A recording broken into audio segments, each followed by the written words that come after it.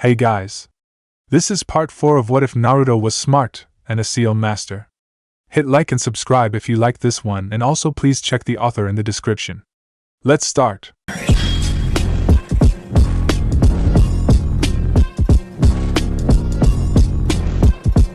Chapter 21, Return to Konoha. Back in Konoha, Team 7 was debriefed by the Hokage this time. The mission was too high ranked to just give a short report to a Chunin in the mission office and hand in a written report. Though Kakashi would still have to hand in the report, together with his students, as they all had done parts of the mission that were at least B ranked. Kakashi gave the first report, then Naruto filled in the part of the assassination of the camp and the base where he had been doing the killings, and in the end Sasuke and Sakura reported on their part in the village of taking out the thugs. Then Kakashi reported about the behavior of the 3 Chunins that had been sent to be backup for his team, which made the Hokage frown. He hadn't thought that Chunin would go against his orders like that. Even if the team they had to support had Naruto in it, they would face disciplinary measures. There was no way he would tolerate that kind of behavior from his subordinates. The last thing Kakashi informed the Hokage about was the amount of money and the documents he and Naruto had confiscated from Gato. He also handed over the 3 prisoner scrolls that held Haku, Sanai, and Kimi. In these 3 prisoner scrolls are 3 ninjas of Jonin level that Naruto and I caught. I think the T&I department of the ANBU should interrogate them for information. If they are willing, we might want to consider for them to join our ranks. Haku isn't in the bingo book, Sanai and Kimi are. All 3 have a bloodline limit. Haku has ice release, Sanai has steel release, and Kimi has poison touch. Haku is in stasis and has injuries that would need to be treated, and the other 2 have just been drugged. Kakashi informed the Hokage. That's indeed fortunate for the village. If we can convince them to join our ranks, we would have 3 powerful ninjas to support us. I will also make sure that the bounties for the IWA ninjas and Aoi will be transferred to your and Naruto's accounts. Sasuke and Sakura, you will receive the equivalent of the payment for an A-rank mission and a recommendation for performance above your level for your files. Additionally, you are forbidden to talk about the details of this mission with anybody that doesn't have the clearance for A-rank missions, meaning the Jonin and ANBU. This mission could have given Konoha a lot of problems if it hadn't gone like it did. There is information that could harm the village if it gets into the wrong hands, the Hokage said. Both Genin nodded. This is about the IWA Nins and how they reacted to finding out that Naruto is an Uzumaki, isn't it? Sasuke asked. Yes. Not many people know this today anymore, but the Uzumaki clan was once our strongest ally. And Naruto is well on his way to regain the knowledge of his clan. In some way you can compare the importance of Naruto not being exposed too soon with yourself, Sasuke. The Uchiha and the Uzumaki were very close in skill level and strength in the past. It was as much thanks to Yuzushi's support that we won the second ninja war as it was to our own ninja's strength, the Hokage said. Sasuke nodded and looked at the 4 pictures of the Hokages on the wall. He noticed a certain similarity between the 4th and Naruto. He filed that information away for later consideration. I need to talk with Kakashi and Naruto about some things in private, so you are dismissed, Sasuke and Sakura. You have the next 3 days off, then you will restart your training, the Hokage informed them. They both bowed and left the office. When they were outside, Sakura turned to Sasuke. What do you think they are talking about that we can't hear? She asked. I guess it is about the IWA Nins. There is more going on than they are telling us. One piece of advice, Sakura. Don't get on Naruto's bad side. You have just heard what the Hokage said about his importance. We have both seen how strong he is, and as much as I hate to admit it, at the moment he is stronger than me. I will catch up to him as soon as I can. But I also have realized that Naruto and I are more similar than I thought.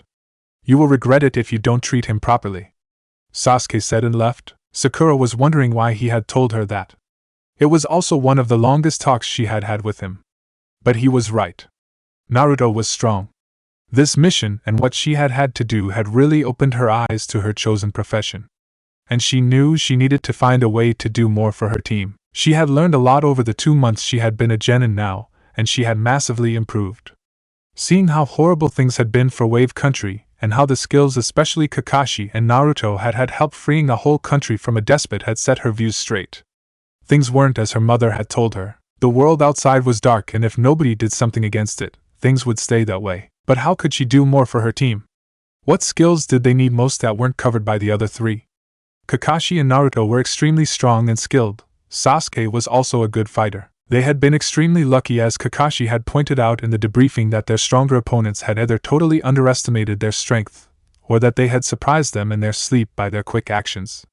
Otherwise, her team would have had to take serious injuries. She stopped in her thoughts. Perhaps that could be an area for her to help. Neither Kakashi nor Naruto nor Sasuke had any medical jutsus. She knew there were techniques medic needs learned, and being skilled enough to treat the more common wounds in the field would be very useful for her team. She would have to talk to Kakashi-sensei what he thought about it. In the Hokage's office, meanwhile, Kakashi and Naruto discussed with the Hokage what steps needed to be taken next. The ANBU had left again on orders of the Hokage to give the group privacy. As that was quite normal by now, they didn't wonder. We just avoided more suspicion regarding you, Naruto. I also think Sasuke suspects something with how he looked at the pictures of the Hokages. Kakashi said, yes, I noticed that. But for now, he only has suspicions. I also think he has come to realize that he isn't as alone in his situation as he thought he was. He finding out about how the Uzumaki clan died has put things into perspective for him. Naruto replied, I think it has. But we need to make sure nobody finds out too soon. We can be pretty sure IWA won't know how their ninjas disappeared for a while. And they can't do anything openly, as we didn't attack and the whole of Wave Country is backing us up. The neighboring countries of Wave will soon find out about what Konoha did for Wave Country, and it will give us very good publicity.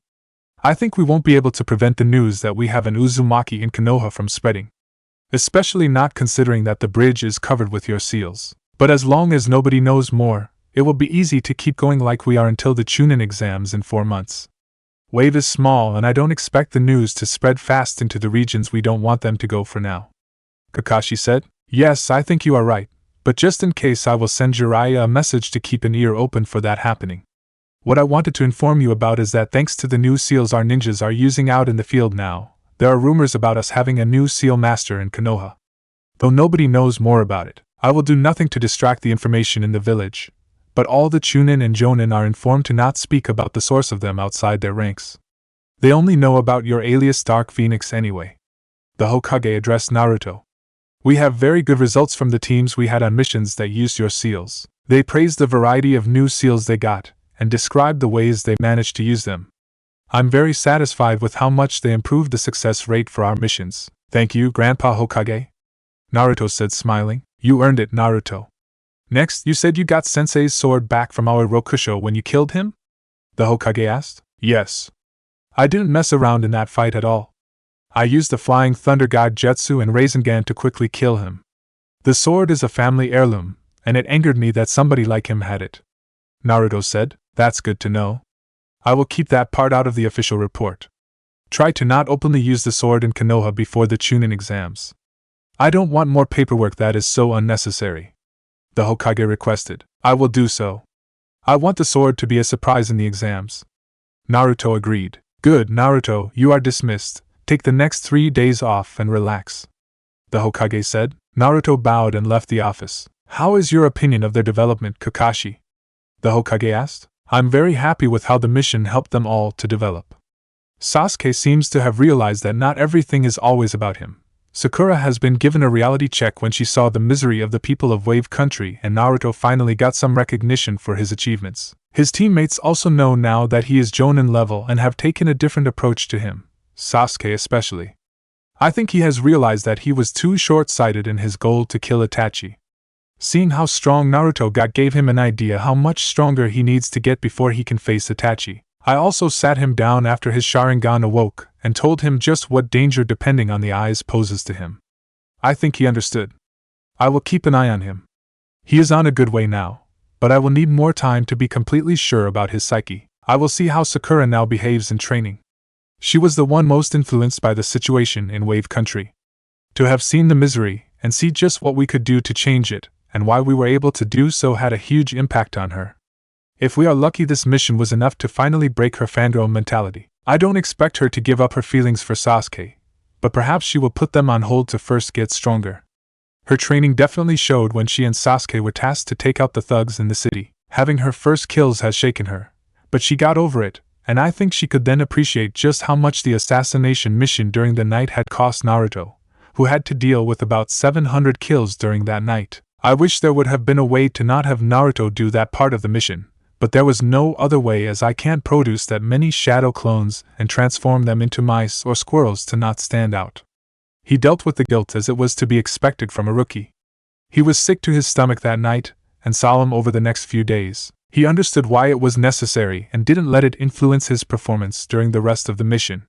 I talked to all my genin about their first kills and I think they dealt well enough with the fact. I think continuing our training routine with the occasional C-rank missions will work perfectly for the time being. I want to keep my team as isolated as possible for the next month to give them time to get used to the new situation. So if you have a C-rank that will take us out of the village for some time, that would be great. I can train them during the mission in some physical exercises. They train with the resistance seals the whole time anyway, even if we don't do training explicitly. Kakashi said, Yes, I can see the need for that.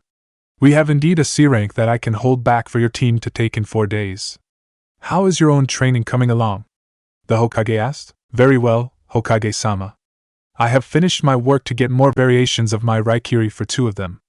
I have some more ideas to expand my jutsu repertoire with lightning-based jutsus, and have mastered 100 of my copy jutsus that before were only kept to a normal knowledge level. I will see to it that over the next 2 months I get to 300 jutsus on mastery level. Physically I am back at the level where I was during my ANBU days. I will have to talk to Naruto for a method to seal off the use of my Sharingan. If I was able to use the eye consciously like Sasuke can with his eyes, it would save chakra for me. Perhaps with a seal I could get the same effect. I have come to the conclusion there is very little Naruto can't do with seals if he puts his mind to it. In that way he is very much like his father. Kakashi commented. That he is. Continue your work there, Kakashi. I intend to spread the news that I intend to retire again in 2 months. I won't give your name, but many will suspect it. I will only tell the Jonin and ANBU just before the Chunin exams. These exams will be the stage for you to present your team. You know that the ability to train strong ninjas is somewhat a requirement for a Hokage. The Hokage mentioned. Yes, I do, and I don't fear anything with how my team is developing right now. Kakashi stated confidently. Good, then you are also dismissed for the next 3 days. Just hand in your report when you report back for duty. The Hokage said, and Kakashi bowed and left the office. Sakura listened to the rants of her mother annoyed. What did she think she was doing criticizing how her team had done the mission? Well, the little she had been able to tell her, which was that they had freed Wave Country from Gato and that the mission had been more dangerous than formerly expected thanks to wrong information. How she wanted to shout at her that the civilian-born ninjas that had been their backup could have caused their deaths because they had not gone full speed to back Team 7 up. How she wanted to tell her to stop talking badly about Naruto. That he had sacrificed so much to make sure their team wouldn't have to fight hundreds of thugs. Really, her mother made it sound as if only Sasuke had done all the work. No, she had also fought and she had killed. She fully understood now why Kakashi-sensei had trained them so harshly from the beginning.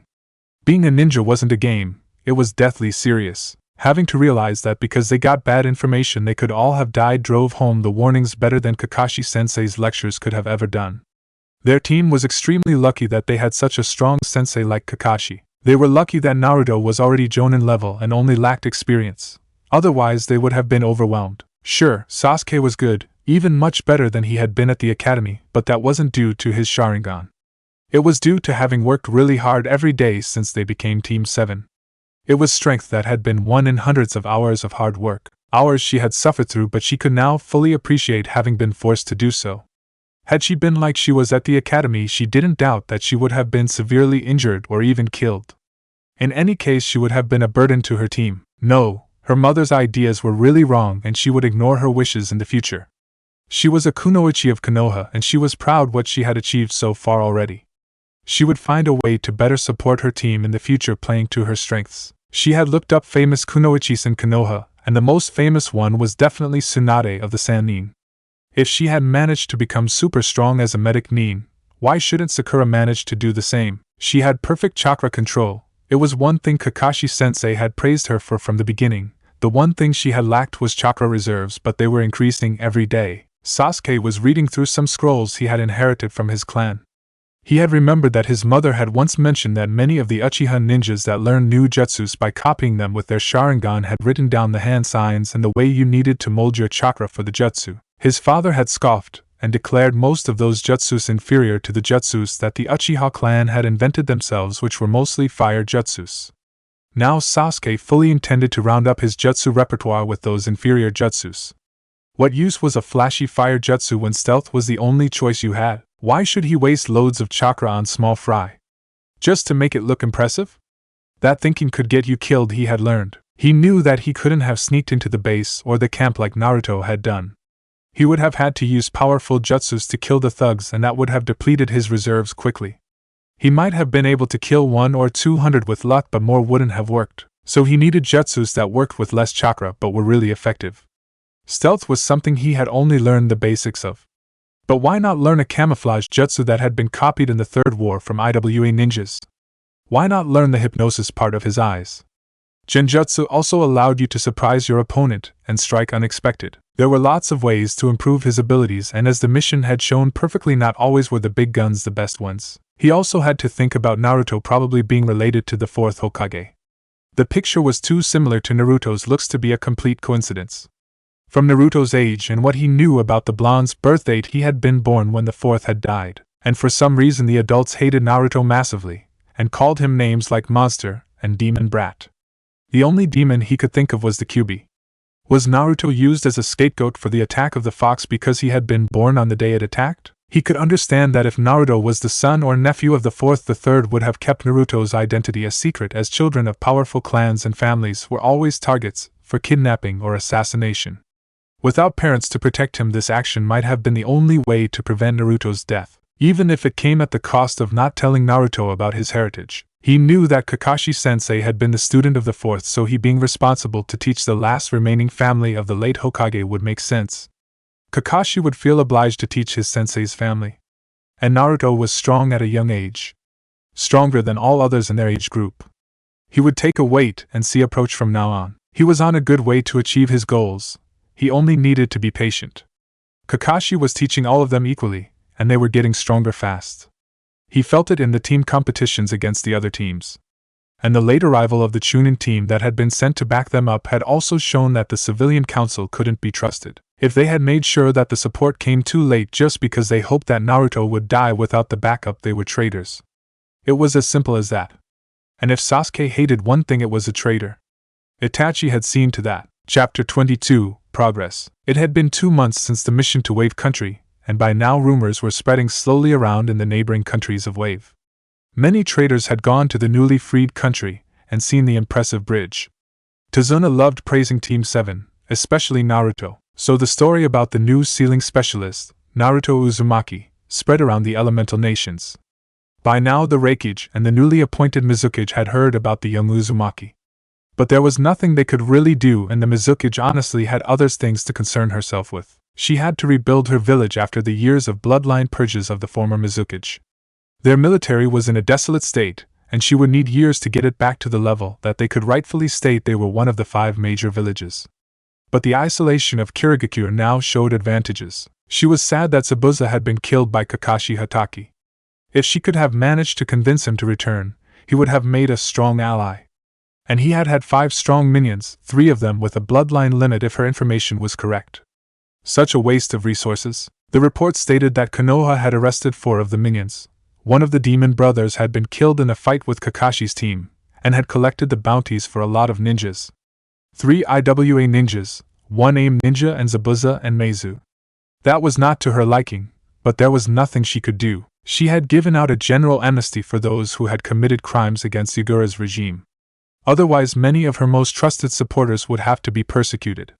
But that meant the ones in Konoha custody were out of her reach. She could only offer them to return, but with how they had interfered in the mission of Konoha, the Hokage would decide what would happen to them. And just this morning a messenger had brought the news that the Hokage planned to retire again. This time for good. She pondered who would be his successor.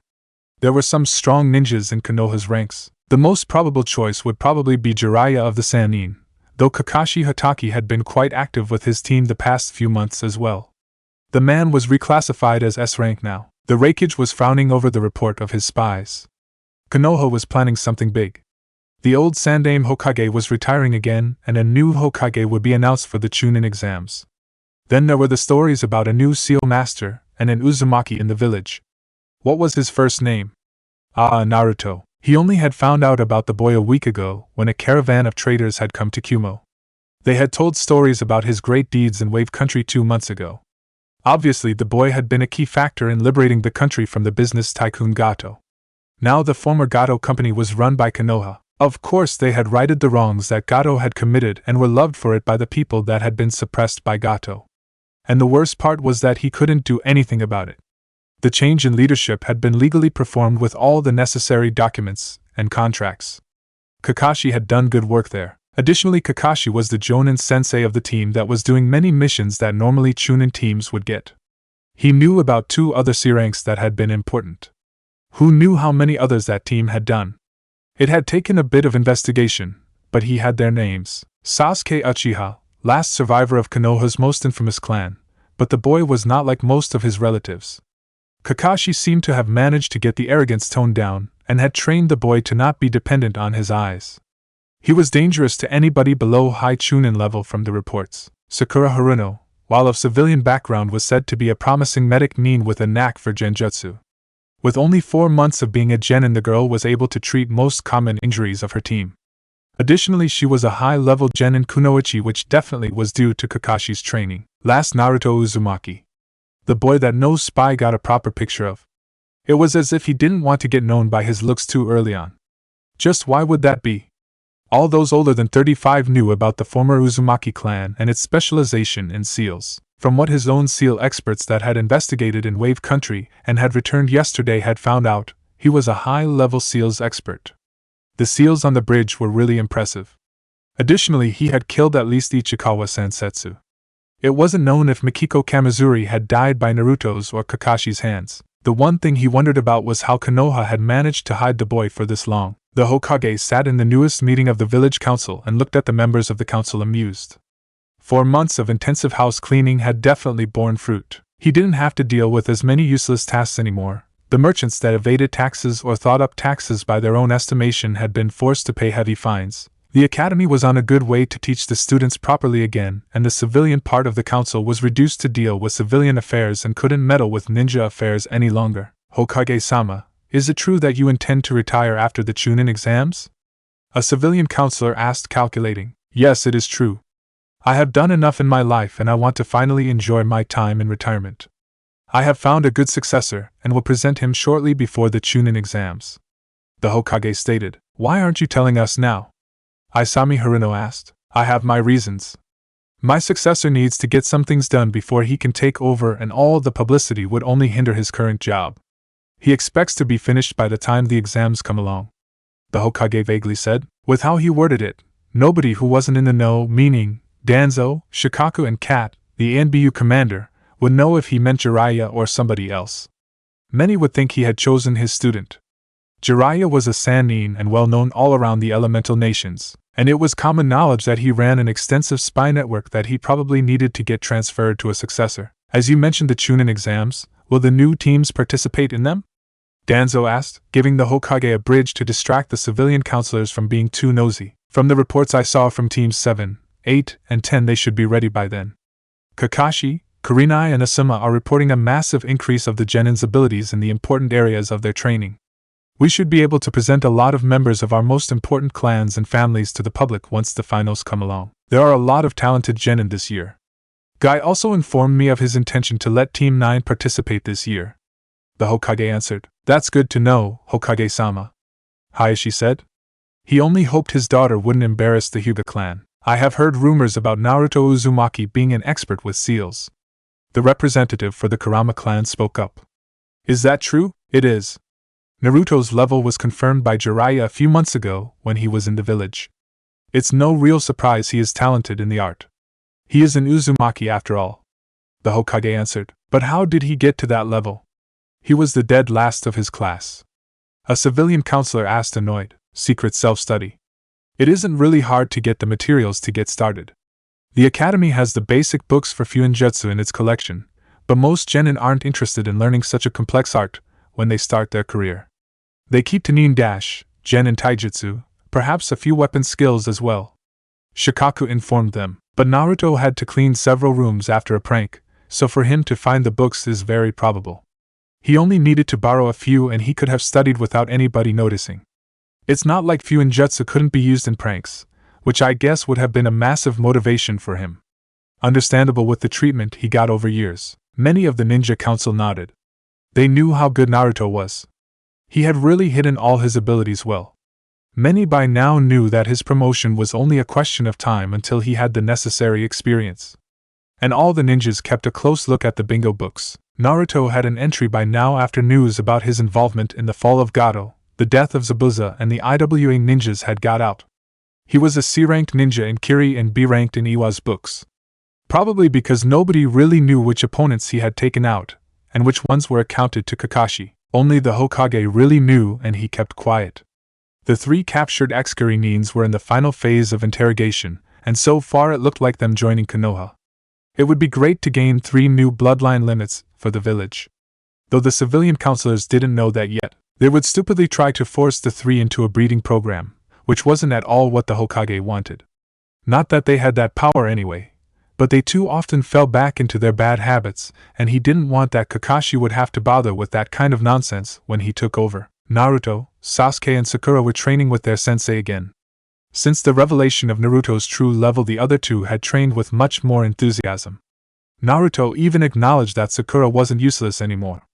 She was a solid high genin level kunoichi on a good way to become a competent medic nin. Since their return from Wave Country, she had used all her free time to study medical jutsus, read up on medicine making, antidotes, and poisons. She knew the anatomy book backwards and forwards and spent 2 mornings each week when Naruto and Sasuke worked on ninjutsu at the hospital, learning from other medic nins how to perform the jutsus for battlefield healing. Kakashi still kept his team on the rigorous physical training program, but Sasuke and Sakura now had control over their seals all the time. Today a sparring session with teams 8 and 10 was planned.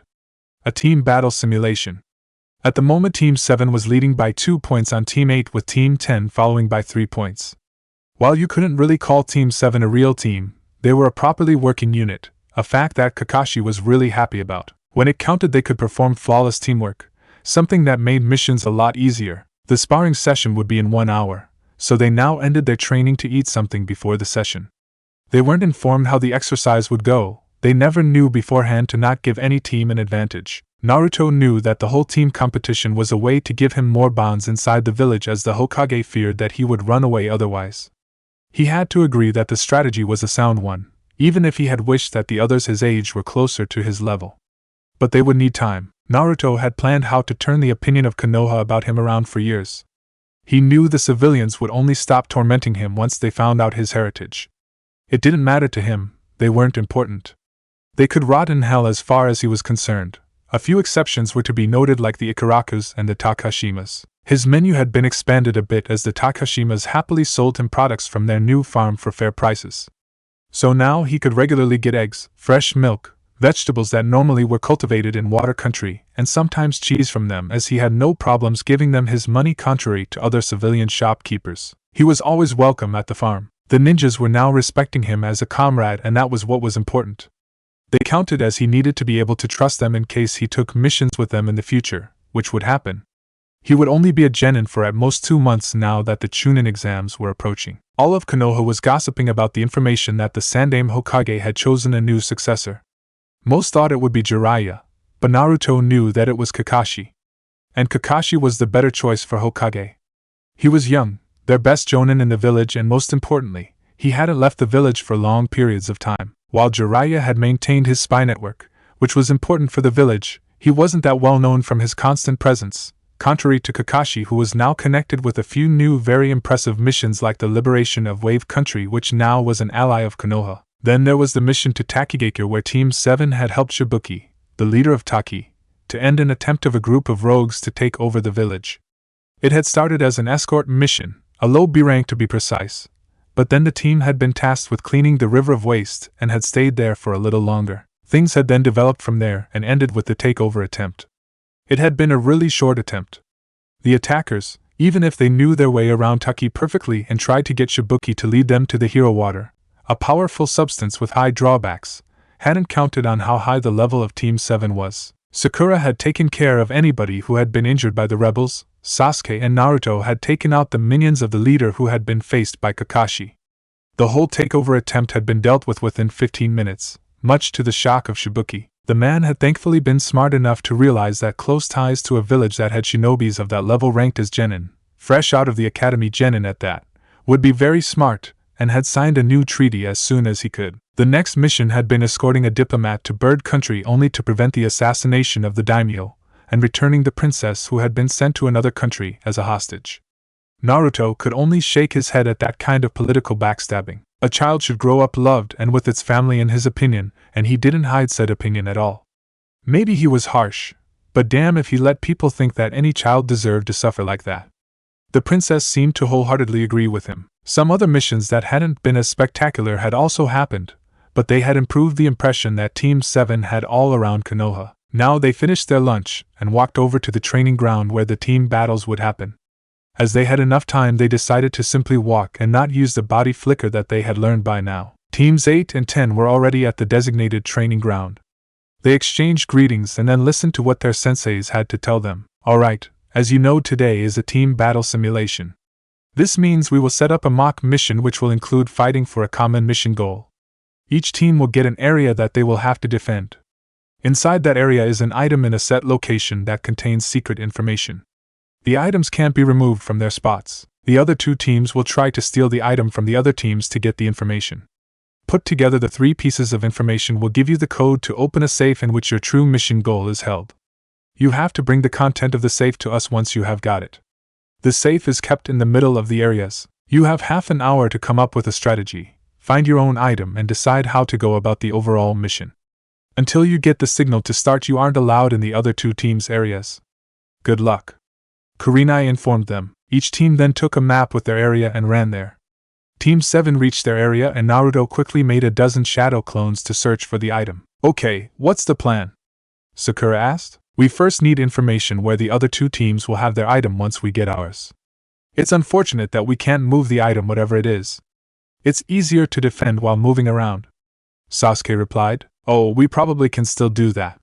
We just need to set up a good decay to our item and just take the information out of it if possible. Next to that, I will see if I can open the safe without the correct code. Nobody said that we had to have the code. Naruto said. That makes sense. We have to explore the mission parameters to the fullest without breaking the rules. Sakura realized. I can set a genjutsu around the real item to keep it hidden. On top of that, I suggest setting up fake hiding places with genjutsus to confuse the other two teams. If they notice only one genjutsu, they would know it is the hiding place. With multiple options, they can't be sure. Good idea. But we will better hide the real place by normal means and use all the genjutsu ones as decoys. That way, even if one of the other teams manages to get too close to our hiding place, they won't be able to quickly find the information, which will give us a time advantage. Sasuke said. Good. I will send transformed shadow clones into the other team's areas as soon as we get the starting signal. That way we can find out their strategies and their hiding places. Once we know which locations we need to target, we will leave our item under the protection we discussed. Perhaps it is even possible to take the information out of the item or destroy it after we read it. On top of the genjutsus, we will trap the area around each real and fake hiding place thoroughly. We don't have a time limit for this test, so we can use it. If we stop the other two teams from getting information, we can win this, Naruto added and got nods from his teammates. Then one of Naruto's shadow clones dispelled, telling him that he had found the item. Alright. Let's go. Naruto said and jumped into a tree, Sasuke and Sakura closely behind him. They all heard the signal that the mission was on, and for a while nobody noticed anything. But those that had a possibility to sneak into the other's territory undetected were doing so now. That meant Shino sent his bugs out, Naruto his disguised shadow clones, and Ino possessed a mouse to go spying, while Shikamaru and Choji kept her body safe. It turned out that Shino and Naruto had the best turnout of possible hiding places for the information, as they had greater numbers of spies at their command. But contrary to Team 7, Team 8 hadn't come up with as many decoys for their item. Sasuke, who after Naruto's clones had informed the real one where the possible locations for the item were, had sneaked into the territory of Team 8, managed to easily look through the genjutsu placed on the 2 places he found with his Sharingan, and he easily memorized the information inside the item. Naruto and Sakura were meanwhile distracting Team 8 until he could go back to them.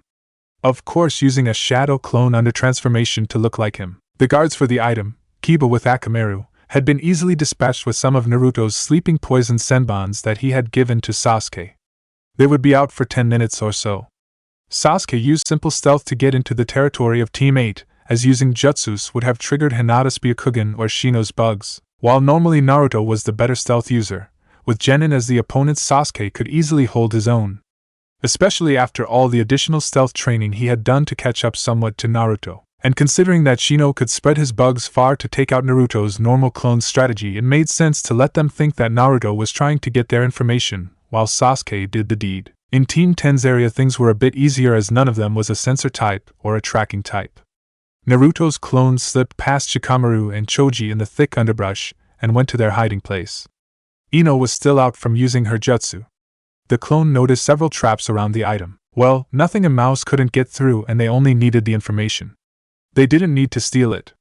So the clone opened the item after several failed tries and memorized the information. Then it closed the item again and dispelled. Normally Team 10 shouldn't even notice anything wrong. Sakura was fighting Hinata, trying to keep her from getting too far into their territory to see the decoys. Now their decision to make it really difficult to find their real item paid off. And by now Sakura had a way to counter Hinata's gentle fist style with the medic Nin style of fighting. She dodged whenever Hinata tried to land a hit, and countered with her just recently learned chakra scalpels. She had seen what Naruto could do with his version of that technique, and had therefore decided that it would be a good way to defend herself. A medic mustn't fall, because if the medic fell, there was no one that could treat the team after a fight. So a major part of her medic training, coupled with the dodging exercises that Kakashi had them regularly do, had made her a really hard-to-hit target. Not that that meant that Hinata was easy to beat. No, the formerly totally shy and insecure Hyuga girl had greatly improved since the academy. Sakura knew that if Hinata landed a good hit, she would be in a world of trouble. Meanwhile, Naruto and Shino were fighting to get the upper hand. Naruto, knowing about the sense of smell that the bugs used to orientate themselves, had put up several traps where pheromones of female beetles were spread around. Therefore, Shino had to override the instincts of his bugs, which cost him more concentration and chakra than normally. But he made up for that disadvantage with his chain sickle. Since Naruto had told the others what he thought would be good to include in their fighting styles, they had worked on that. Shino had turned out to have a talent for the chain sickle and used it with deadly accuracy. Hinata had learned many genjutsu from Kurenai and some ninjutsu from Kakashi when they had switched senseis for a week to profit from each Chonin's specialty training. Kakashi was the specialist for ninjutsu, Kurenai for genjutsu, and Asuma for weapons. Naruto was really happy that his comrades were getting stronger, as he knew that there were serious threats outside, waiting to attack Konoha in the very near future. If they were stronger than they would be with only their team's sensei training them, he would fully support the way this was achieved. Naruto had found out in the root archives that a group of S-ranked missing Nins, including Itachi Uchiha, was taking several high-ranking missions for villages like Iwa and the smaller villages that couldn't afford to train high-ranking ninjas, or who simply didn't have the means to train talented ninjas up to that level. It was concerning that a group existed that was made of such strong ninjas. If they ever decided to work against the villages, it could become a major problem. Sasuke joined the fight as soon as he returned from his mission, which meant he took the place of the transformed shadow clone, and together they forced Shino and Hinata to retreat for now. Sasuke's short, barely noticeable nod informed Naruto and Sakura that he had got the information from Team 8, and that they could now go on to open the safe. It wasn't as easy as they had hoped. While it had been no problem to get Team 10's information, Shikamaru had seemingly come up with a plan to foil any team that got the complete set of information before them. Naruto had a good counter for it though. Shikamaru was limited in the use of his shadow jutsu due to his chakra reserves, so Naruto let several of his clones be caught by the shadow while him, Sasuke and Sakura went to open the safe to get the prize and win the mission scenario. Sasuke supported the clones with distant attacks on Team 10, forcing Choji to stay away.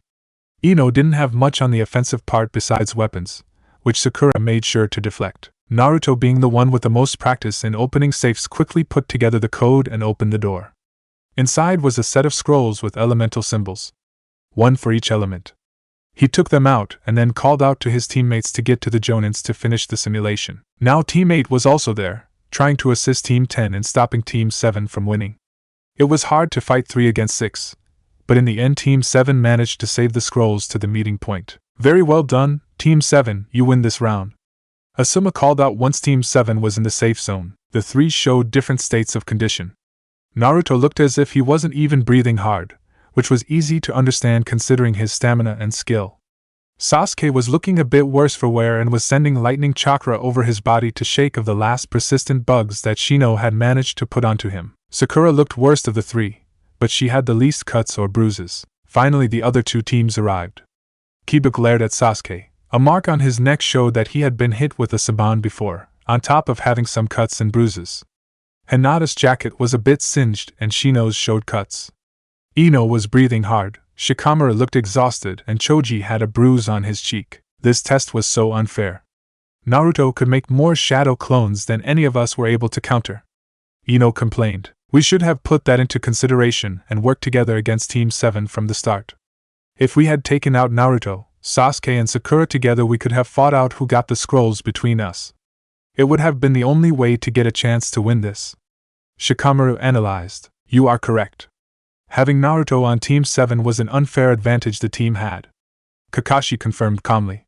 But this setup was so that you could try to work around it. You won't always have the advantage of being up against opponents that are roughly your own level. It can happen that missing means join bandits or start bandit groups themselves. Especially after the bloodline purges that Kiri started, there are some former Chunin, or the rare Jonin that could become your opponent on a mission. The trick to work around that is finding a weakness or overwhelming said strong opponent somehow. The genin nodded. By now they all knew that Naruto was Jonin level. He didn't lord it over them though, and gave helpful suggestions how they could improve their skills themselves.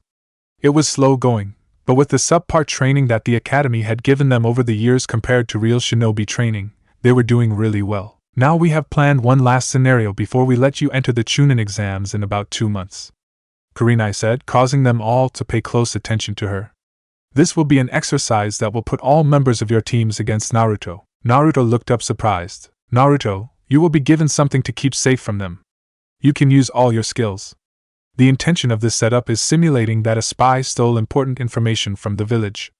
They will have to work together to catch you and retrieve the information. In the scenario, you are forbidden to use more than 5 clones at the same time to make it more realistic, because no normal spy could ever match your chakra reserves. Kurenai explained. How long do they have to find and catch me, and how long do I have to prepare for my part? Naruto asked with his mission mode voice. You get 1 week to prepare your part, Naruto. The test will start next Saturday. They get 5 days to catch you. The Hokage has been informed about this, so we don't have to fear any interference from outside parties. Asuma explained. Alright. Which area can I use? Naruto asked. The whole village, the outside training grounds and the forest around the village in a 5-kilometer diameter. You are limited to non-lethal means though. Kakashi answered, and Naruto got a mean grin on his face that let Sasuke and Sakura gulp. They knew that grin. It promised pain and embarrassment. Chapter 23, Wake Up Call or All Against Naruto. The rest of the week nobody saw Naruto at all. He had been excused from his team's training to prepare for the test. While nobody had said so, it was also meant to judge Naruto's progress. The Hokage wanted to know how far Naruto had come in the 4 months under Kakashi's tutelage. The secret plan was to back the council into as many corners as possible. While the promotion to Chunin was completely in the hand of the Hokage and the judges, many of them neutral parties that would never favor one ninja over the other things were not, and the council could try to regain some power in the phase of Kakashi starting as Hokage. Not that it would work, but distracting them with Naruto's spectacular performance would be a good way to smooth things over. Naruto would also be announced as the son of the Sandaime Hokage in the finals. It would have 2 main effects. It would let Konoha look more impressive to potential customers, but also call Minato's enemies upon the boy. So Naruto needed to show that he was ready to shoulder those 2 things.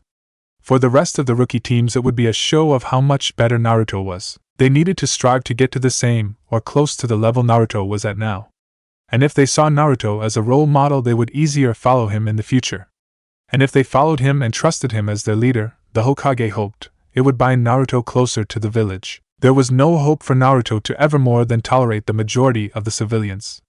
They had done too much to him, but as long as the major clans were united around him, he wouldn't leave. Finally it was Saturday, and the 8 remaining rookies were assembled at Training Ground 8 with their senseis. Good morning.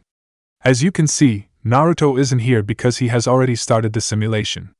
This morning he broke into the set location for the information you need to retrieve. Your mission objective is to find as much information on Naruto as you can, track him down and get the information back. But be warned, it sounds easier than it will be. You have 120 hours, exactly 5 days from now on to fulfill your mission. We won't help you at all as we know Naruto's plan in rough. If you manage to get the information back, come to one of the meeting points. Kakashi said and handed them a piece of paper with information. This is all the information that could be collected about the theft so far. Good luck. The Jonin used the body flicker to leave. Troublesome. Shikamaru commented while looking at the piece of paper. Well, let's see the information and develop a strategy. Wait a moment. We need to make sure that nobody eavesdrops on us. There could be a transformed shadow clone of Naruto around. It's one of his favorite methods to gather information. He could also have placed seals around that let him listen into conversations. Sasuke spoke up. True, if he knew our strategy, he could easily counter it. Shino agreed and sent his bugs out.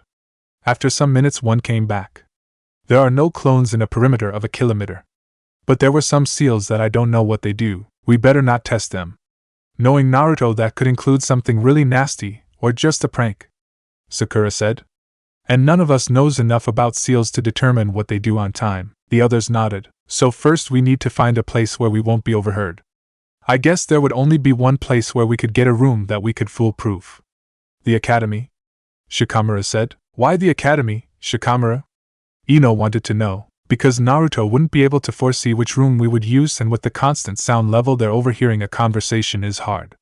He would have to place listening devices in every room to make sure he finds out our strategy. Shikamaru answered. Okay, that makes sense, let's go. Kiba said. They took off towards the academy. Naruto sat in his hideout, listening to the conversations the others held. If only they knew. Shikamaru was right that he would resort to seals to listen in on their plans.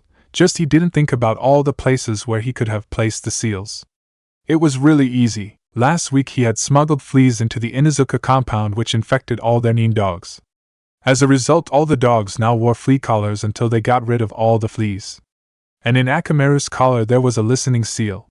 Too small to be found, and nobody would suspect a flea collar to be used to listen into conversations. It wouldn't have made sense to try and foresee the location where the others would plan. They could have gone everywhere. But by having one of the others unknowingly send him the information, he was getting around that part easily. In this case, the teamwork and whole group meetings would work against them. On top of that, nobody would notice Akamaru's new collar easily, because besides Kiba nobody came close to the dog normally. And only Shikamaru would think about it. That was once he noticed that Naruto seemed to be a few steps ahead of them all the time. The group arrived at the academy and took an unused classroom to discuss their strategy. Alright, teammate, you are the best trackers among us. How would you suggest we start? Shikamaru asked. I can send out my bugs to try and find a trail. But I suspect that they will need a long time to find him, as he knows about their capabilities and is well versed in distraction techniques.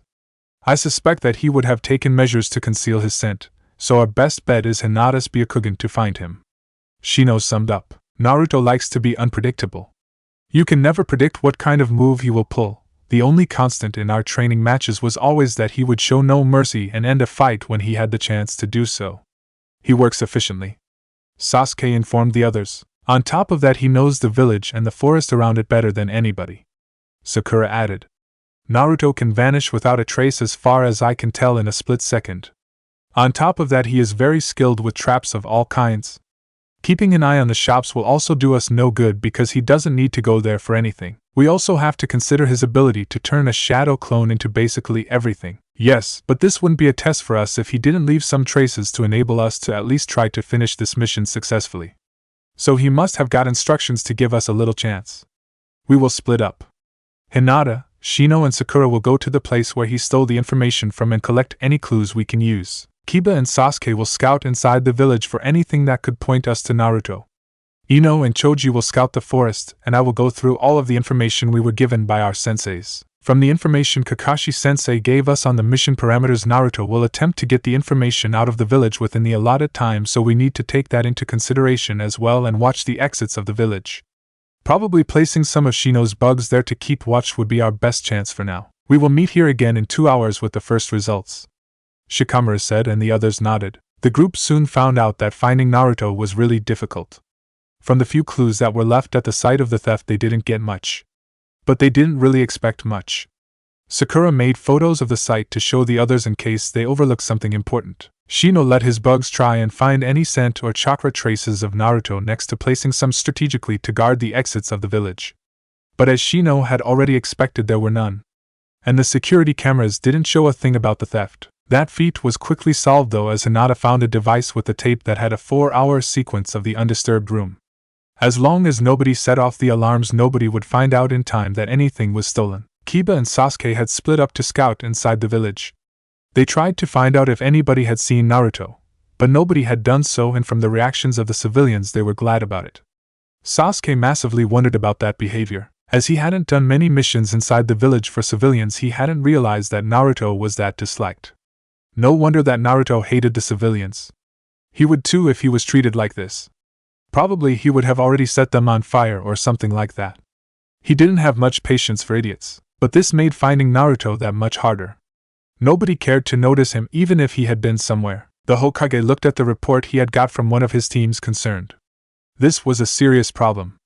While they had by now taken care of the old Uchiha draining seals all over the village, a group of Hyugas had noticed other seals all over the village that looked much older even. He had them take care of the seals, but if anybody had managed to basically turn the village into a waiting time bomb, it was cause for immediate action.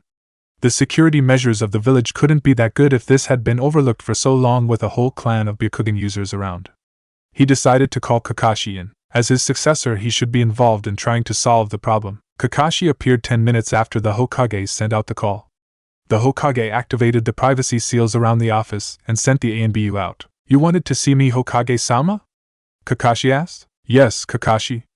We have a problem at our hands that I hadn't seen before. As you know, I had members of the Hyuga clan disable the seals that originated from the old Uchiha district. During that task they found other, older seals spread over the village, explosive seals," the Sandaime said, giving Kakashi a serious look immediately. "That's bad. How could that many seals be overlooked? That shouldn't be possible." Kakashi said. "I don't know yet, but it is a major reason for concern. I don't like the thought that people could invade Konoha by using such a trap. From examining the seals, many must have been decades old. That isn't assuring me in the village security and counter-espionage departments. The worst part is we even found masses of those seals inside the Hokage monument. The shelters for our civilians in case of emergencies are there," the Hokage said. "I see. We really need to come up with new security measures to prevent something like that from happening. I don't want to imagine what could happen if we were target of an invasion with that kind of security problem in our backs," Kakashi said, "especially as we know from Jiraiya-sama's reports that both that Akatsuki organization and Orochimaru are up to something. Indeed. That's why I called you here. As my successor, you should be involved in setting up new security protocols. The Chunin exams are in 1.5 months, and it will be the time we will announce you as the Godame Hokage, Naruto's heritage, and show all those that come to watch the finals just how strong our next generation is. We can't let anything happen then. I want the Chunin exams to be the last highlight in my career as Hokage," the Sandaime said. Kakashi nodded. "Should I call Naruto in? He is the one with the best idea of the weaknesses in our defenses from his pranks," Kakashi asked. "Excellent idea, Kakashi. But isn't he doing a test with the rookies on their tracking and capture skills?" the Hokage asked. "He is, but I have a way to contact him if necessary.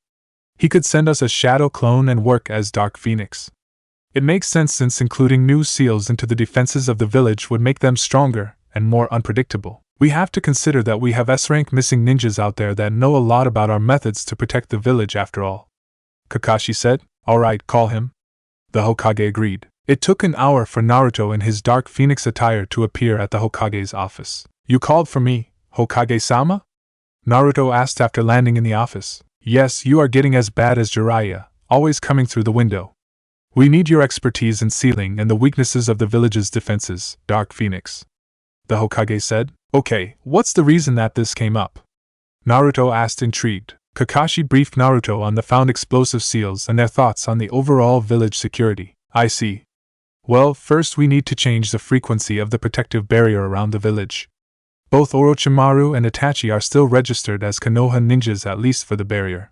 It wouldn't notify us if they went through it. I suggest letting Jiraiya write those seals, as he has more experience which areas need to be covered and how to write the chakra signatures that are allowed inside into new seals. I would even suggest to not excluding anybody from being spotted. Everybody should trigger a message to a surveillance team. Said team can check the chakra signatures against those of out ninjas. Perhaps we could make it so that the Hokage gets a special signal so that he and an escort can pass through unbothered. That way we know immediately if anybody enters that we don't want to enter the village. Let's say we make the barrier triple layered. First layer about 10 kilometers outside of Konoha. It will be triggered by anybody nearing the village. Second layer will be 5 kilometers away from Konoha.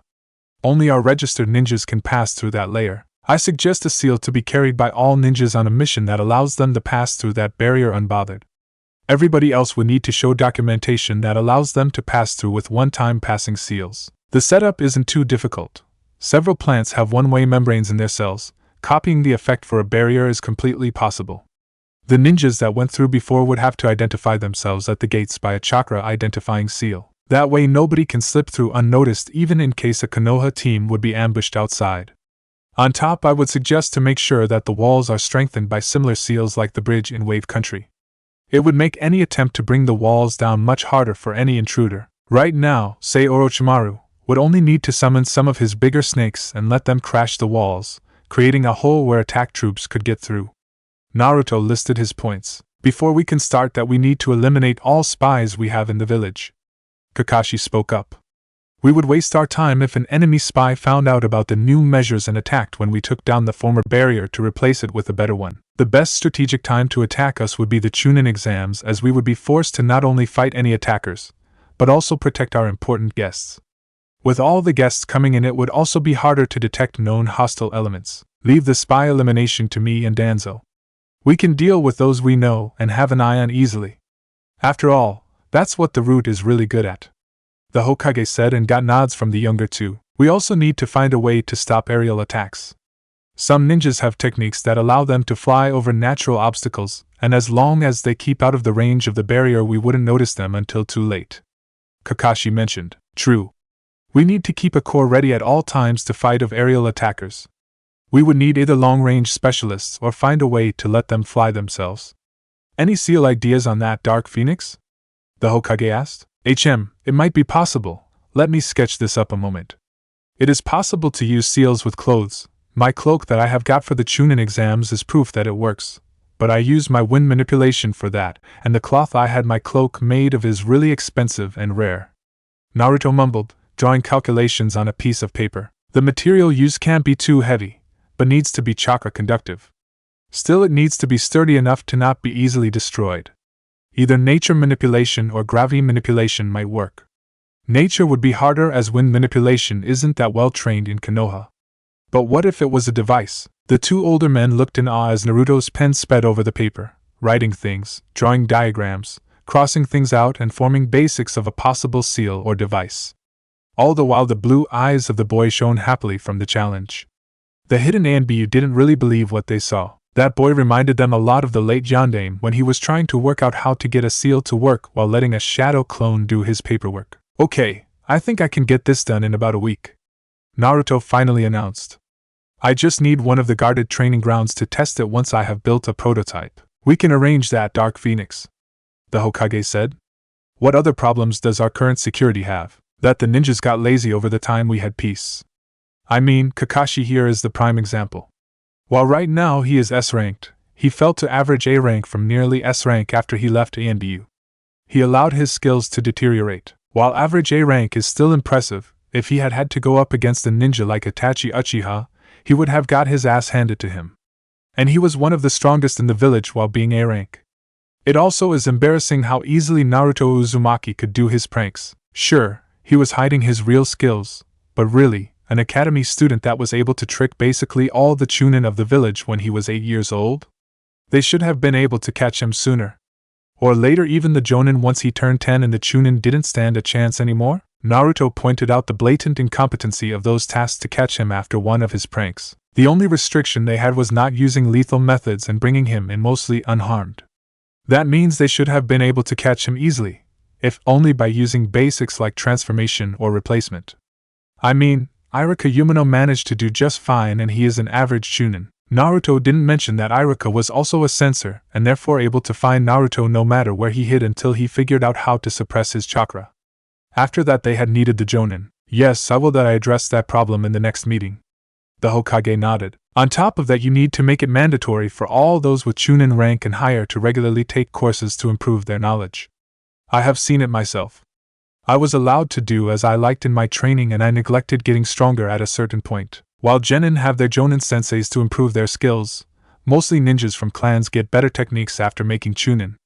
Others may have some family techniques if the families have been shinobi for a while, but otherwise the development of our forces is restricted to the clans, and some keep their members for clan business, and they are only reserves for the village. Kakashi said, I mean, we could for example implement Tsunade-sama's old idea of setting up a medic program. We still have too few competent medics out there. We have many with good chakra control in the academy. It just never really leads to anything. Why not address those that have the control necessary to become medics while the children are young? Training a good medic takes time, and it would actually help if we could send some of those that failed the Jonin sensei's tests, but had the control to the hospital for more training. They wouldn't become full ninjas directly, but a fully trained medic would gain the rank by passing their test. He suggested, That's actually a very good idea, Kakashi, one which is practical. The hardest part is finding ninjas that are willing to invest a lot of time in intensive study of anatomy and medicine.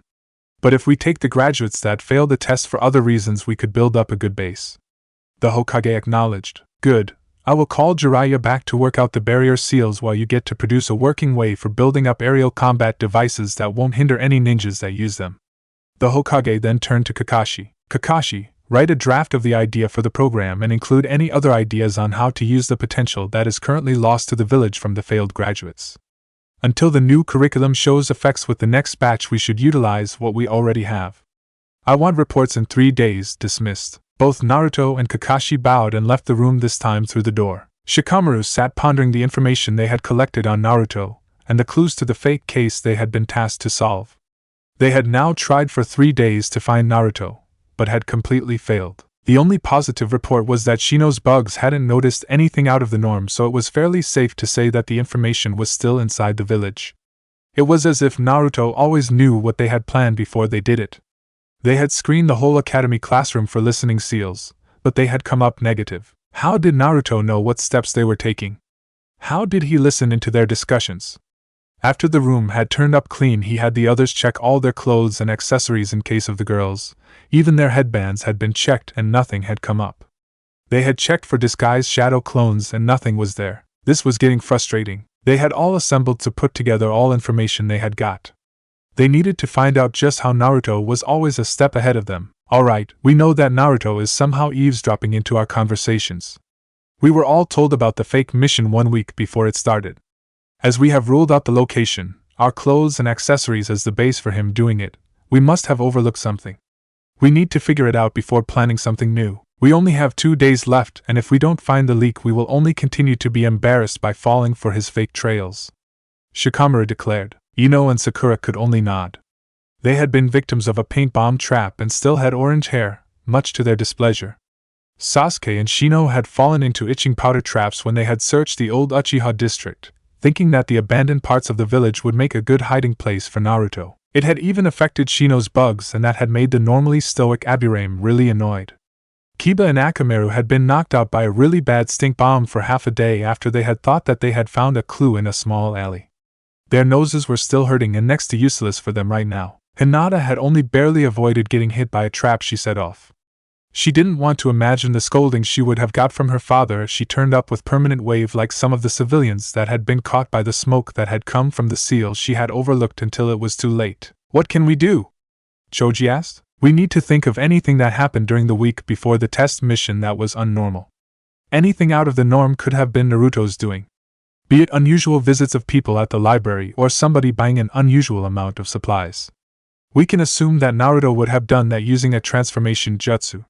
Shikamaru said. We checked the stores, but the only one buying more supplies were tasked by the Hokage, and that is nothing new since Dark Phoenix started equipping the village armory with seals. Sasuke said.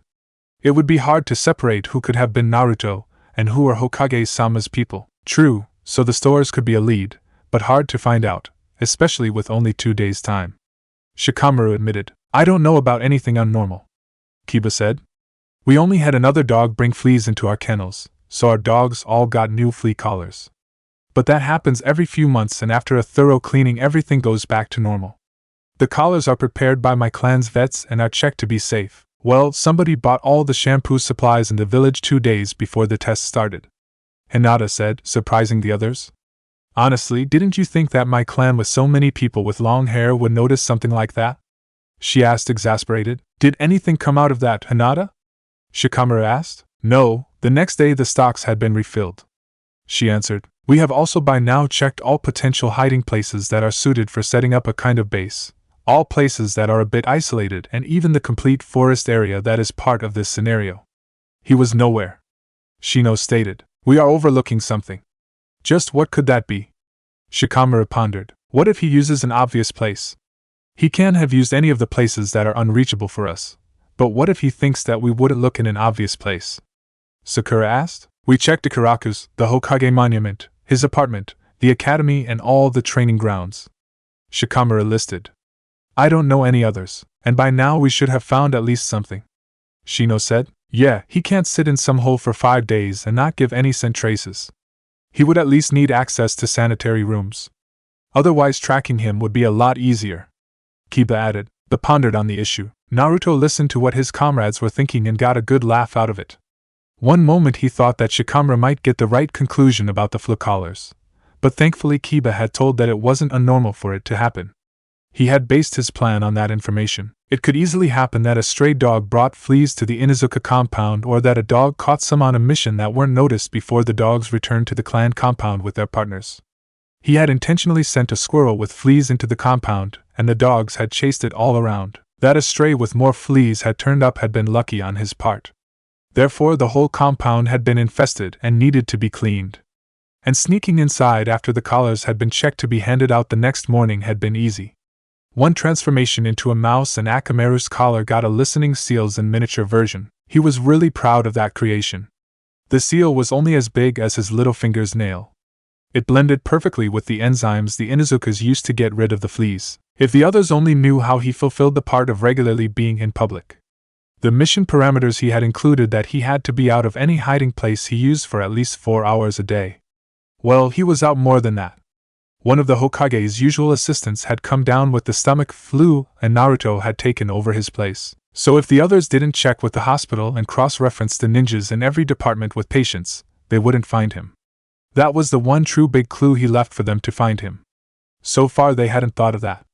Well, they were rookies. The time was up and the rookies hadn't managed to find Naruto. They were disappointed about that, but assembled at the meeting point. Their senseis were present. The group gave a sorry image. Naruto did strike massively one last time with a prank before the time was up. Now Choji and Ino resembled yellow chickens having feathers glued to them all over. The glue seemed to be resistant to any way of getting rid of it. Shikamaru sported a red afro, Shino's face was black with orange dots letting him look like a big bug, Kiba and Akamaru were scratching themselves, Hinata's normal clothes were exchanged with a tight pink spandex, and Sasuke and Sakura had orange glitter all over them. Well, it doesn't seem like you were successful. Asuma commented. No, we weren't. Ino admitted, grumbling. Just how did he manage to hide that perfectly and target us with the pranks? Well, Naruto will be here soon, so we will start discussing his strategy and your mistakes once he is here. Kurenai said. She was a bit disappointed. Her team specialized in tracking. That they hadn't managed to find Naruto at all meant that they needed a lot more work. Asuma thought similarly. His team specialized in information gathering and should have found out more. Kakashi knew that Sasuke and Sakura, while they knew more about Naruto than others, didn't even scratch any real knowledge about him. They had never even bothered to learn more about their blonde teammate. Well, the rookies would learn a lot this afternoon, that much was sure. Naruto appeared in the middle of the group with a cloud of smoke, grinning massively, obviously enjoying the looks he got from his pranked comrades. Well, I guess I won this round. He commented, chuckling about the grim and sometimes enraged looks on the others' faces. Alright, Naruto, do you want to do the debriefing here or in another place? Kakashi asked. They were in a classroom at the academy at the moment. No, here is perfect. Everybody sit down, take out your notebooks and pens and listen, he said seriously, turning to the group. There were 2 major reasons you didn't even find a trace of me the past 5 days. First, let me start with my mission parameters. I had to be out in public, meaning in a public building, the streets of Konoha or the forest, for at least 4 hours every day. Second, I could only use 5 clones at the same time. Third, I was limited to non-lethal countermeasures to your attempts to find me, which the ones that were caught in my prank traps can attest to. Think what would have happened if I had been able to use lethal traps, and you know one of your major problems. You didn't take all possible safety precautions you could. He could see Ino gulp, thinking what might have been, and some others were also looking pale. Next to that, you disregarded preparation. You should have been on guard from the moment I got the get-go. You could have watched out for anything that could have been part of my plans. I had much too easy a time to get everything set up. A ninja never plays fair but uses all ways he has to achieve his goal. So you trying to spy on my moves or setting up countermeasures to something you knew would happen was stupid to the extreme. The three Jonin nodded, confirming that statement. It would be a negative part of their reports. From what you were told when the mission started, I was an enemy spy who had stolen important information from the village that couldn't be allowed to fall into enemy hands. You had been told that the Hokage had closed off all normal communication lines, so I needed to get out of the village myself. Normally, that is. I got the information out the second day, Naruto said, shocking the others. It was fairly simple. I know all the genin teams in Konoha. I simply disguised 4 of my shadow clones as a genin team tasked to capture Tora. They got out of the village easily by simply complaining about having to catch the demon cat again. Boom, the information was out of the village. I deposited the scroll in a hollow tree 3 kilometers outside of the village. To make my cover believable, I had a transformation seal make a stone look like Tora and let them return. Nothing out of the norm, but highly effective. Next part was finding me. Well, I was always a step ahead of you, because I had the perfect spy in your middle, Naruto said, causing outcries. He chuckled. I find it funny that Shikamaru didn't think of it. Kiba actually gave him the information he needed. I feared for a moment that he would realize how I listened into all of your conversations. Ugh, it's the flute collar, Shikamaru said. Troublesome, correct. Anakamaru's flute collar is a miniature seal that transferred everything you spoke about 5 meters around him to me, which was especially useful as the ones mostly tasked with tracking me were Shino, Hinata, and Kiba. As fleas in the Inuzuka compound are a regular occurrence, I could use the standard response of the clan to my advantage in this training mission. I simply sent a squirrel with fleas into the compound and only had to wait for the collars to be handed out. I know each clan compound from my pranks, so sneaking inside transformed as a small animal was easy. Naruto explained how he had placed the listening seal. From this you should learn to never discard any kind of information. The most regular thing can be a hint. For example, I was one of the Hokage's assistants that bought ordered materials to get the things I needed for the mission. And my hiding spot was in the Hokage Tower. Naruto told them. What? But how did you manage to do that unnoticed? Ino cried out. I observed the assistants in the tower for a whole week. I did the same with the hospital and library personnel, by the way. We always have somebody who is injured or sick. And I only needed to put a harmless drug into the food of one of the assistants in the tower, and I had a position I could take over. Something you could have found out had you cross-referenced the patient lists of the hospital with the list of ninjas in the public places. You knew that I had to appear there for some hours, so it should have been one of the first things you did. While you sent Shino to the library and Hinata to the hospital, you forgot the Hokage Tower. None of you looked there the whole 5 days. You can't exclude any place just because people there should notice an imposter. To be honest, the Hokage will get a report about how his assistants that normally work there didn't realize that I was an imposter. The only one that did was Danzo Shimura, and he complimented me on my great disguise. Naruto said. The 3 senseis didn't look happy hearing that news. If Naruto could get away for 5 days working at the tower, there needed to be better training of intruder detection. Now, while I was restricted to 5 clones at every time of the day, that didn't restrict me as much as people might think it would. After all, while I slept, my clones could still set up traps and lay false trails. That way you were kept busy, Naruto said. But where were you resting? Shikamaru asked. I can understand how you managed to blend in with the personnel at the Hokage Tower if you managed to impersonate one of the assistants perfectly. We would never have noticed if those that normally work there didn't. But you needed to sleep at least 4 hours each day to function. That's easy as well. You know about the resting rooms for those that are working shifts in the Hokage Tower and the hospital? I simply used one of them. I only needed to divide off a small area of the room by using standard disguise equipment like a wall-colored cloth and a bit of wire to hide my resting place. I didn't need to worry about a bathroom as I could simply use the one at the tower and my regular breaks. As for food, I had everything I needed sealed up in scrolls before I started this mission. After all, supplies for 5 days aren't hard to store, and if I really needed anything I didn't calculate for, I could send a transformed clone to a shop. There are so many ninjas or civilians that live in Konoha that no shop owner would have noticed anything. Naruto answered. The important part of my techniques to stay hidden is that I didn't use anything besides basic academy knowledge, Naruto stated. But your seals clearly aren't academy knowledge. Kiba protested. Sealing scrolls are covered in third year of the academy, and are available at every shinobi supply shop. Naruto countered. Listening devices can also be bought there if you are at least genin and are preparing for a mission. You only need to show the permission slip from the Hokage. For this mission I didn't draw one seal myself, I got them all from the shops. The listening seal I used is a new seal that the Hokage gave permission to use. Every single one of those seals is tracked by a special division of the village security teams. I used stealth, clones, transformations, scent erasing techniques, diversion tactics, and everything I found useful in the academy curriculum. Well, the curriculum that was used in war times, that is.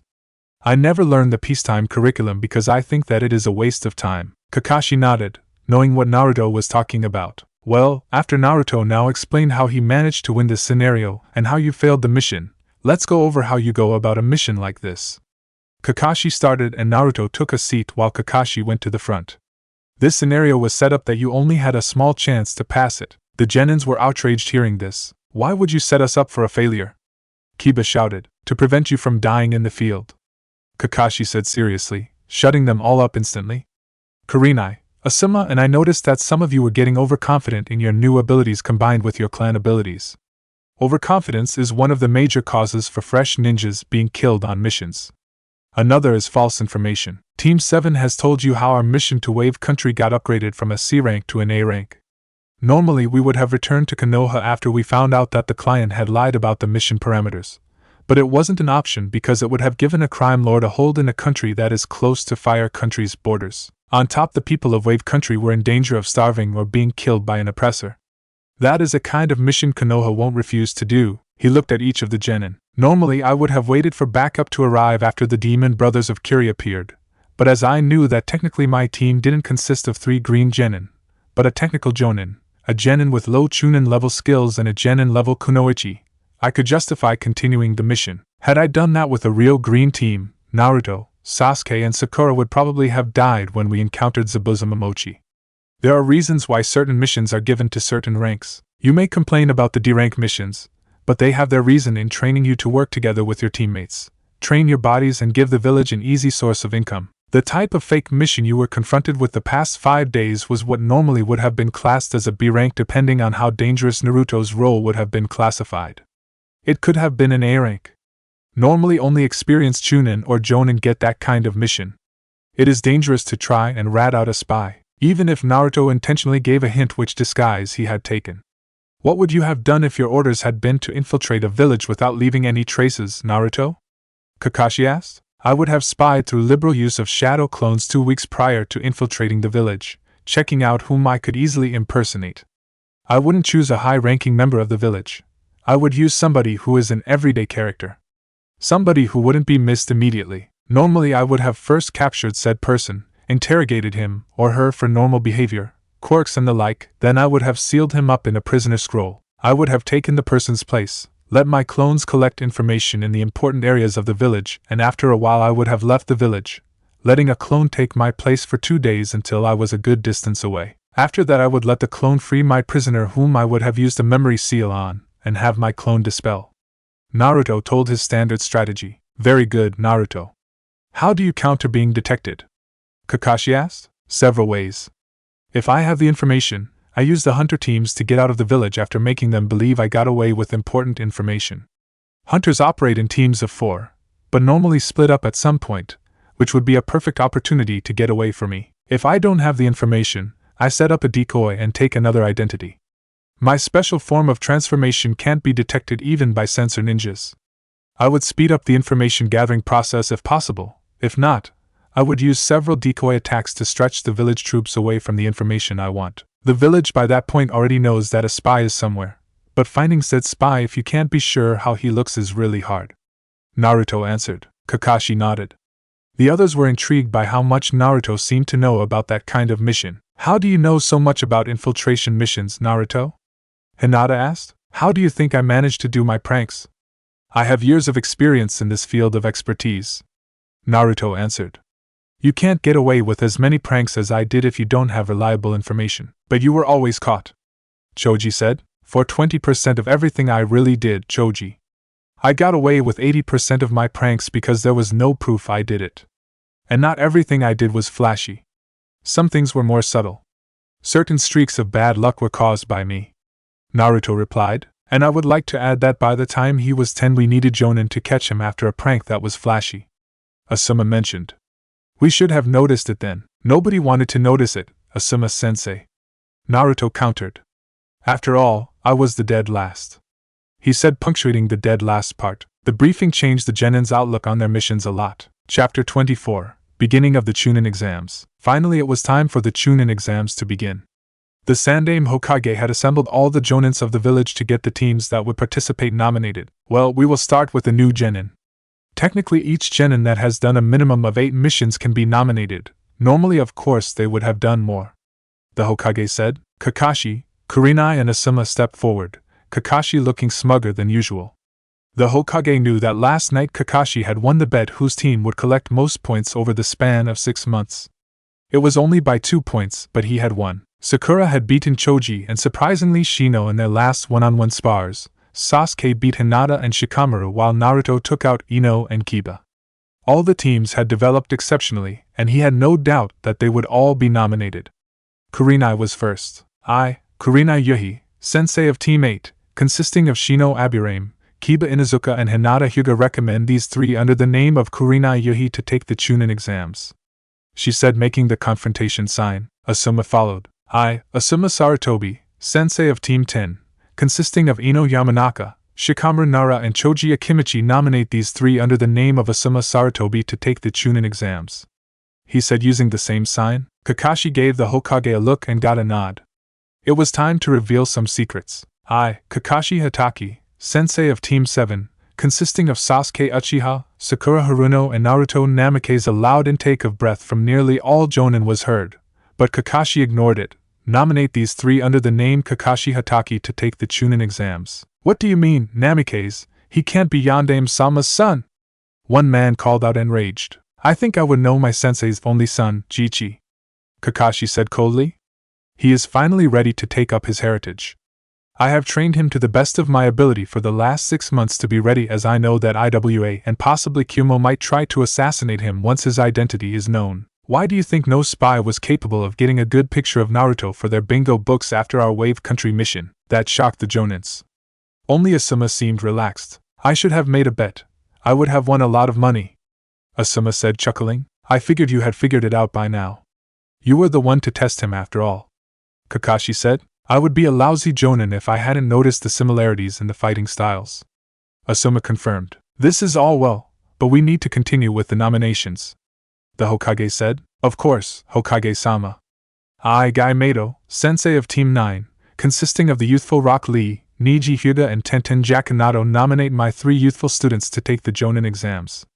Gai continued, giving the nice guy pose at the end. The senseis that wanted to nominate their teams followed one after the other, none of them as exuberant as Gai though. Good, then we have 29 teams taking the exams. I expect all of your students to represent Konoha worthwhile. Now on to the next topic. As you probably have heard by now, I will step down again after the Chunin exams.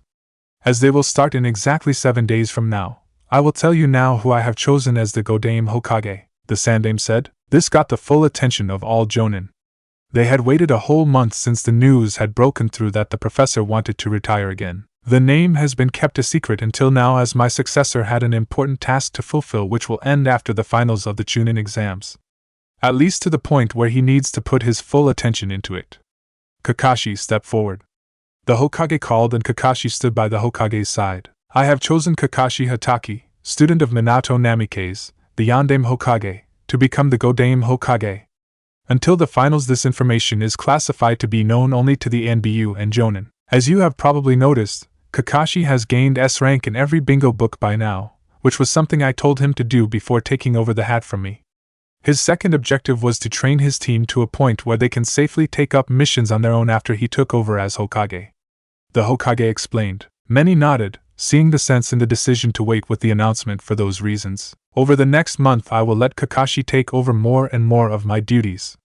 As his team will be busy with the Chunin exams, there won't be a problem. For his students, we have already ensured that they get the best teachers possible to prepare them if they manage to get through the first 2 parts of the exams, which if they perform like they did on their missions so far, shouldn't be a problem. The Hokage told the others. Hokage-sama, how strong are they if you are so sure that they will pass? Aoba asked. Let me answer this please. Kakashi asked the Hokage. Of course, Kakashi. The Hokage said. Well, most of you should have heard of some of the missions my team has done so far.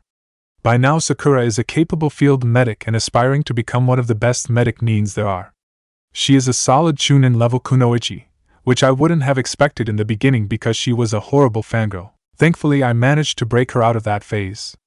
Sasuke is also a solid to high Chunin level. He now has his superiority complex under control, which was a major issue in the beginning. I had to literally beat it out of him, or let Naruto do it.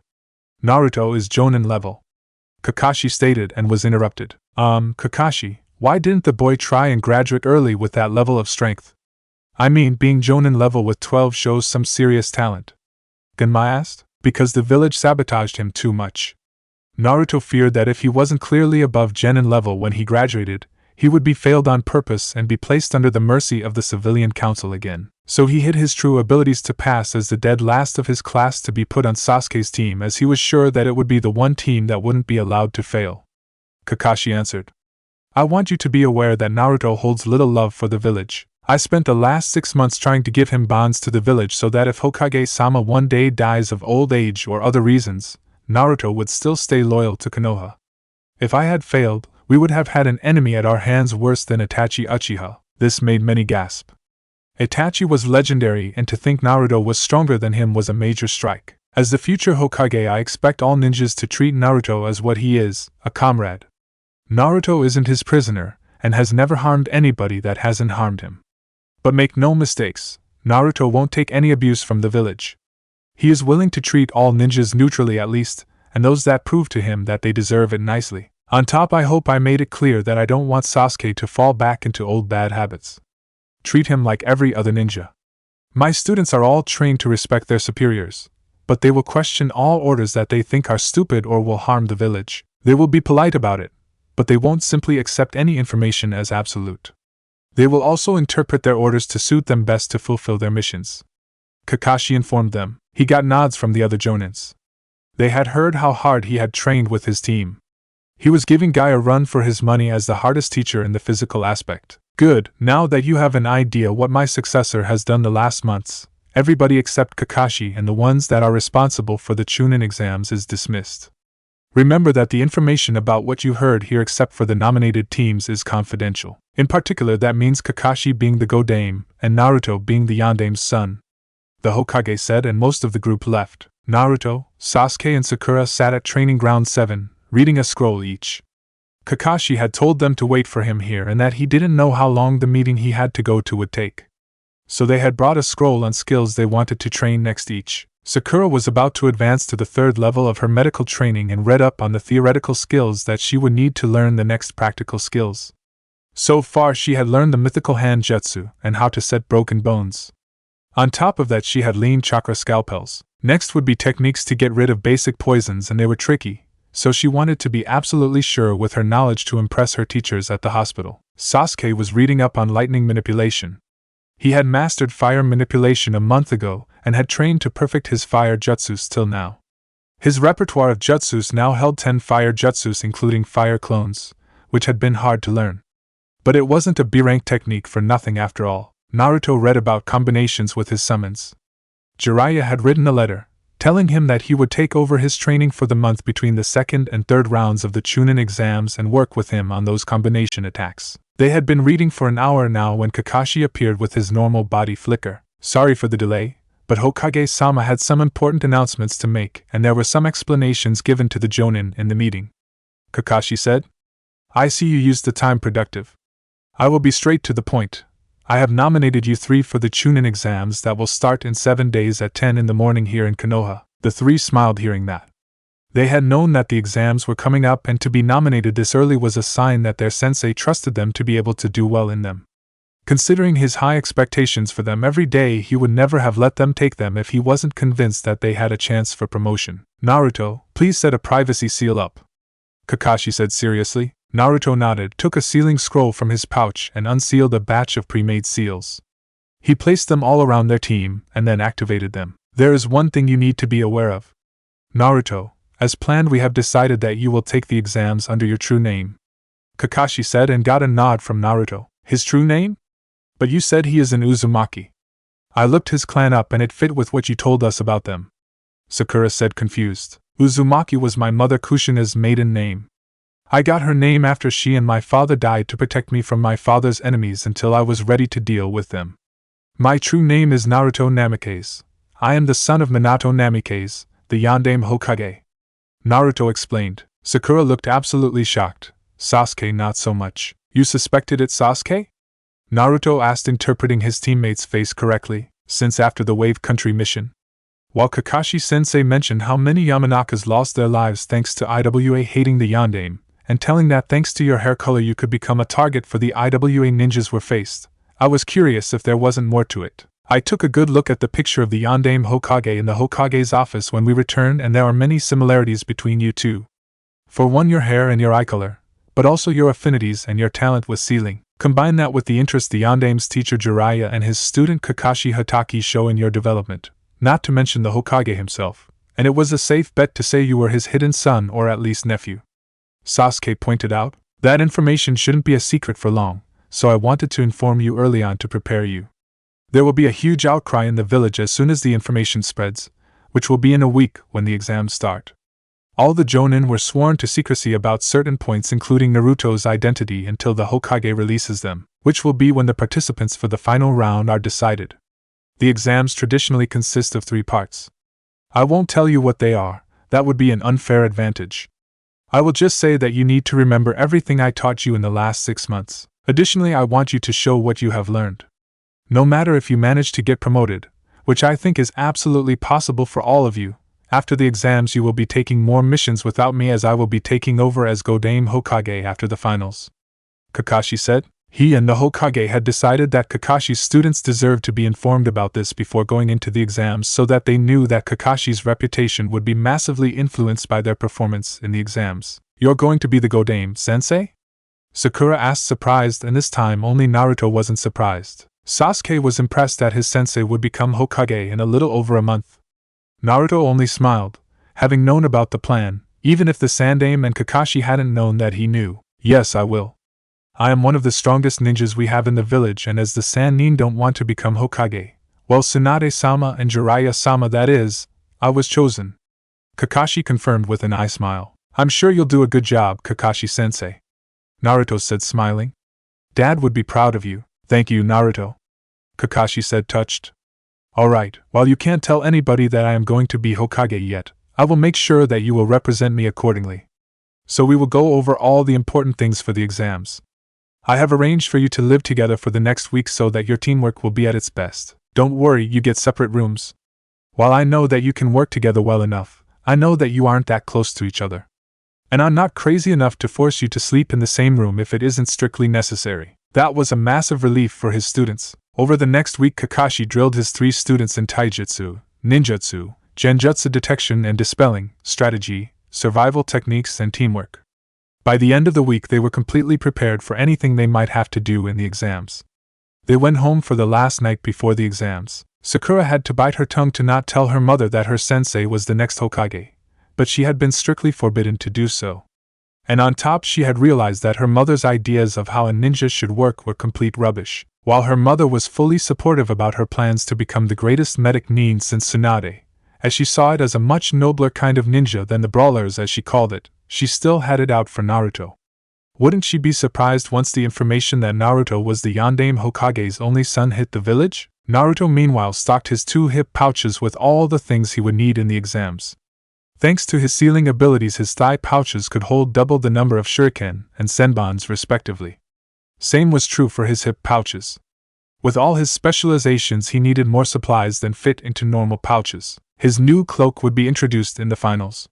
He was sure that he would make it there. It would be really embarrassing if he didn't pass while having Jonin level skills.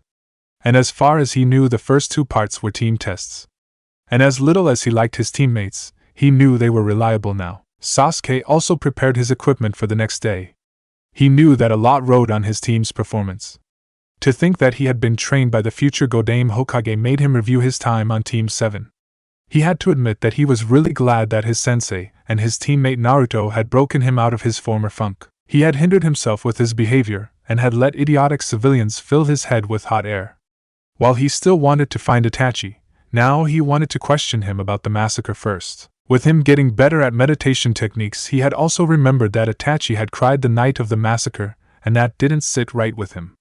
He would get strong enough to catch Itachi and force him to tell him the truth. If he had simply been an arsehole and a traitor, he could still kill him after pumping him for all information he had. Naruto walked through the village, his last purchase safely stored in his hip pouch.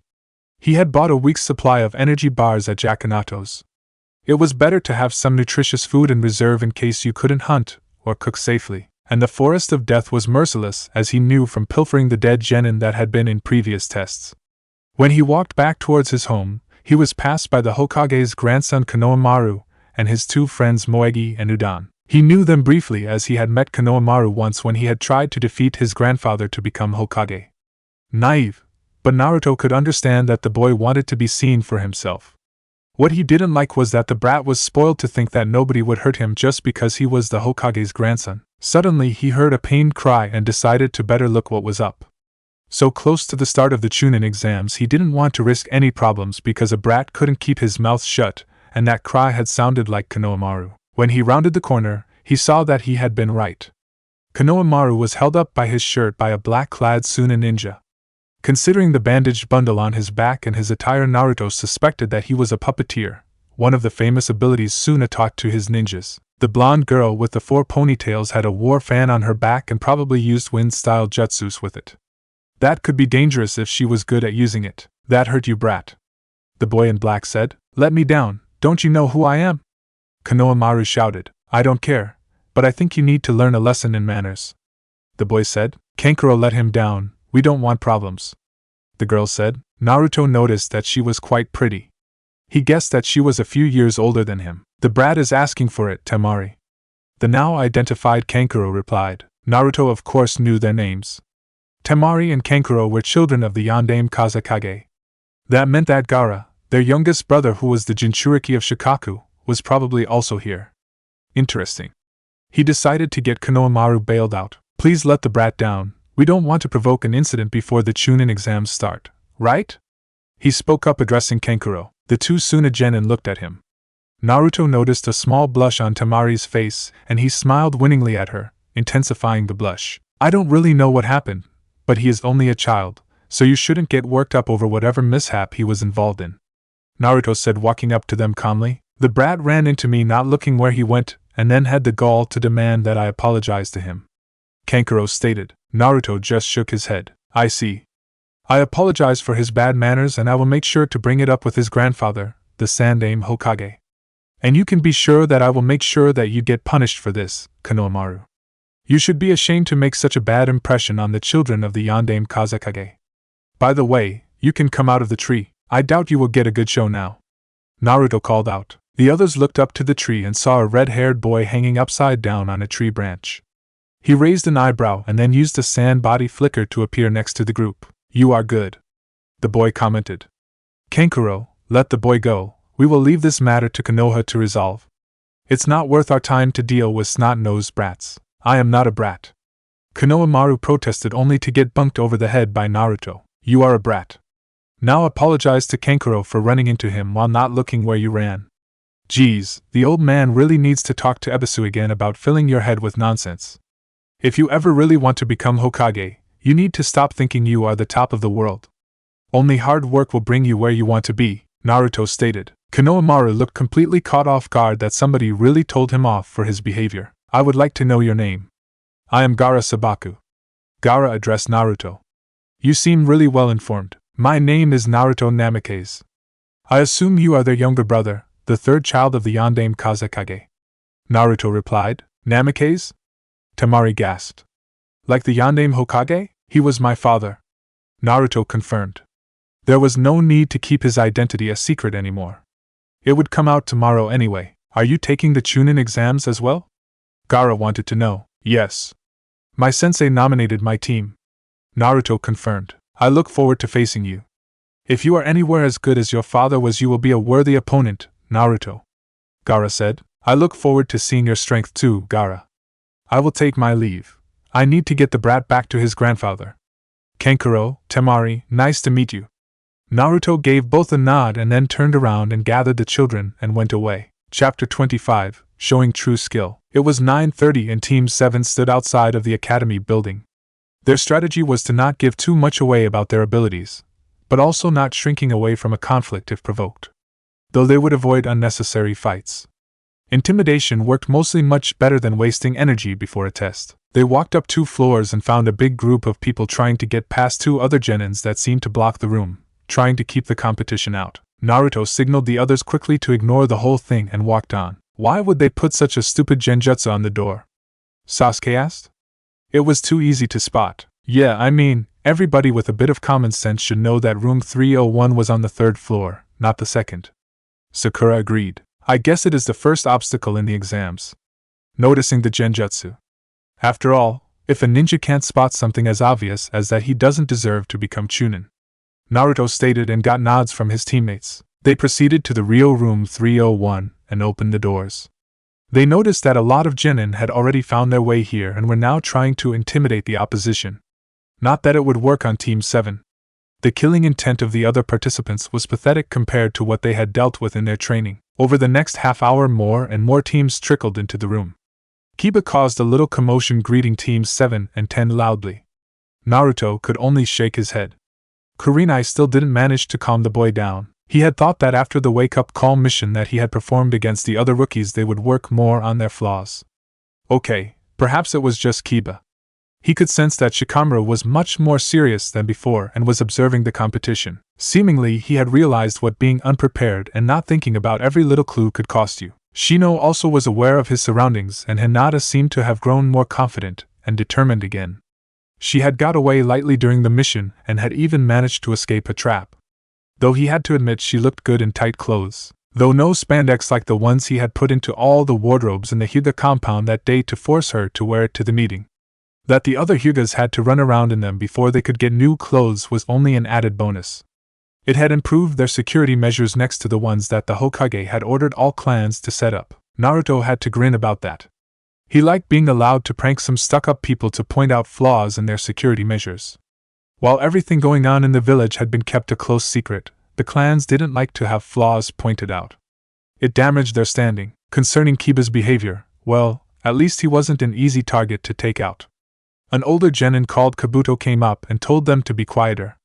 He then offered, as a veteran of the exams, to give them a little head up with his ninja info cards, which reacted to only his chakra. Naruto's eyes narrowed. Nobody would willingly give up valuable information in a test that was meant to be a competition among all the teams taking the test. Sharing with your teammates, okay, that was normal, but with people he didn't ever meet before, even if they were from the same village? He would have to keep an eye on this Kabuto Yakushi. He knew that he was on the list of suspected spies based on some irregularities in their files. Danzo had said that Kabuto had been recruited by Root when he had been younger. But there were some holes in his reports. Those could have been caused by Kabuto simply having to be careful while being deep cover, but it could also mean that somebody else had got to him and turned him into a traitor. Ino took the chance, as did Kiba, to get more information. Thankfully, nobody asked about his information. It would be nice to keep a little surprise for later. He only interfered when the team from Oto attacked Kabuto.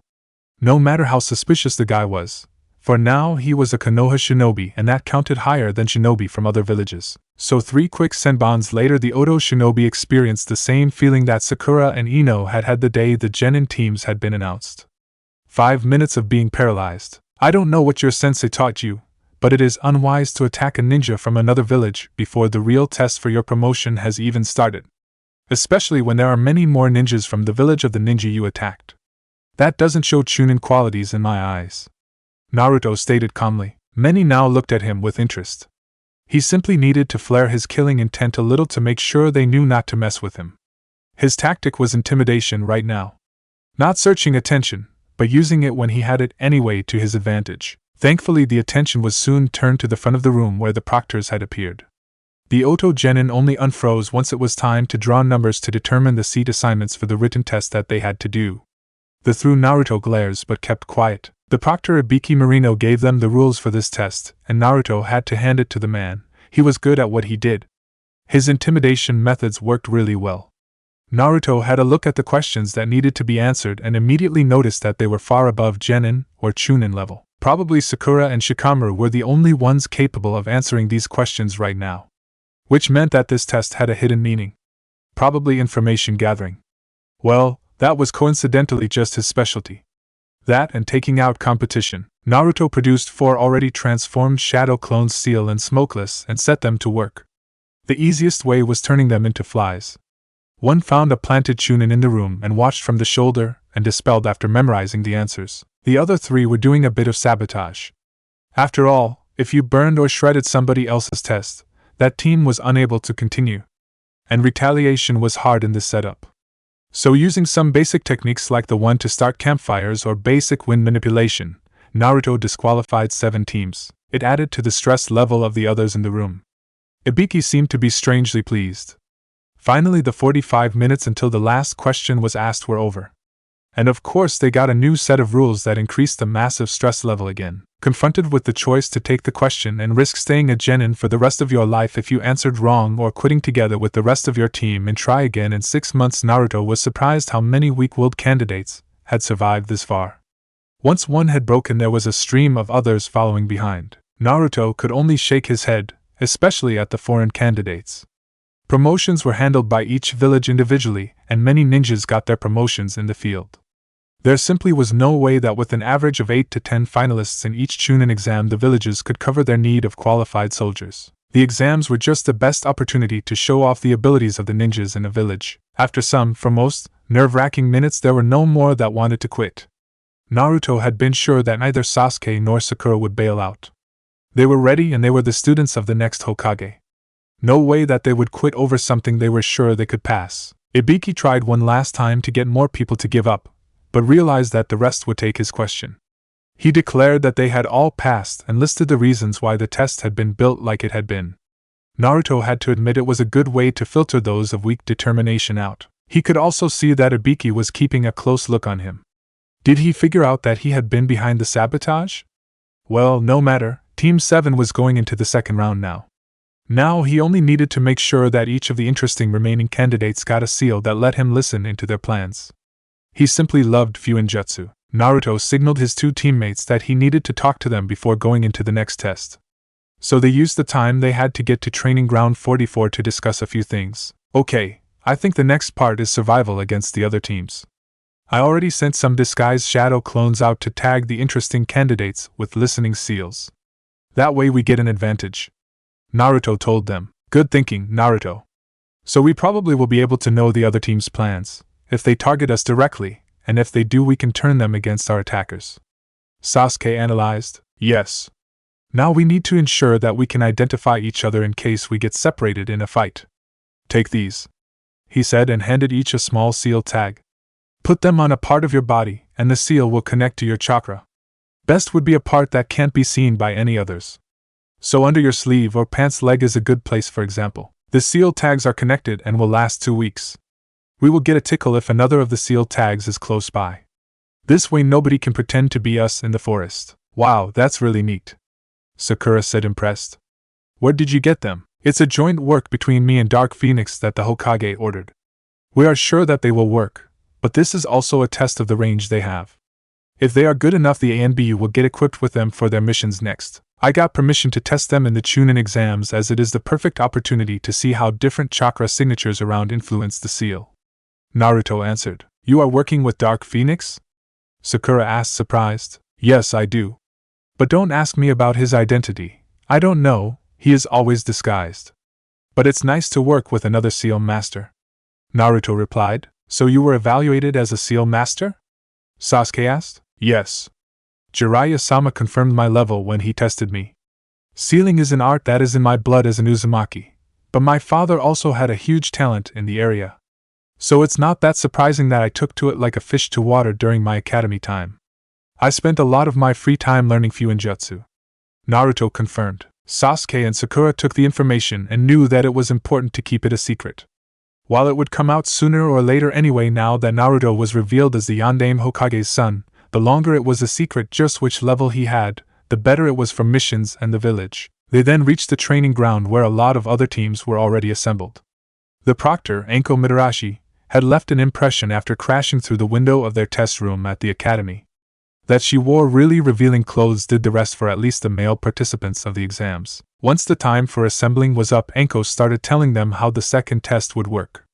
They would get one of a set of scrolls each, and would have to fight for the other one over the time limit of 5 days in the Forest of Death. Doable. They were all given waivers to sign to free Konoha from the responsibility if any of the participants died, which they would.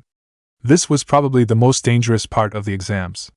The finals were controlled by a refereeing jonin who would step in if things were clear, which would reduce the death toll somewhat. After all, there were many noble guests watching them every time, and putting them off their lunch wasn't good for business.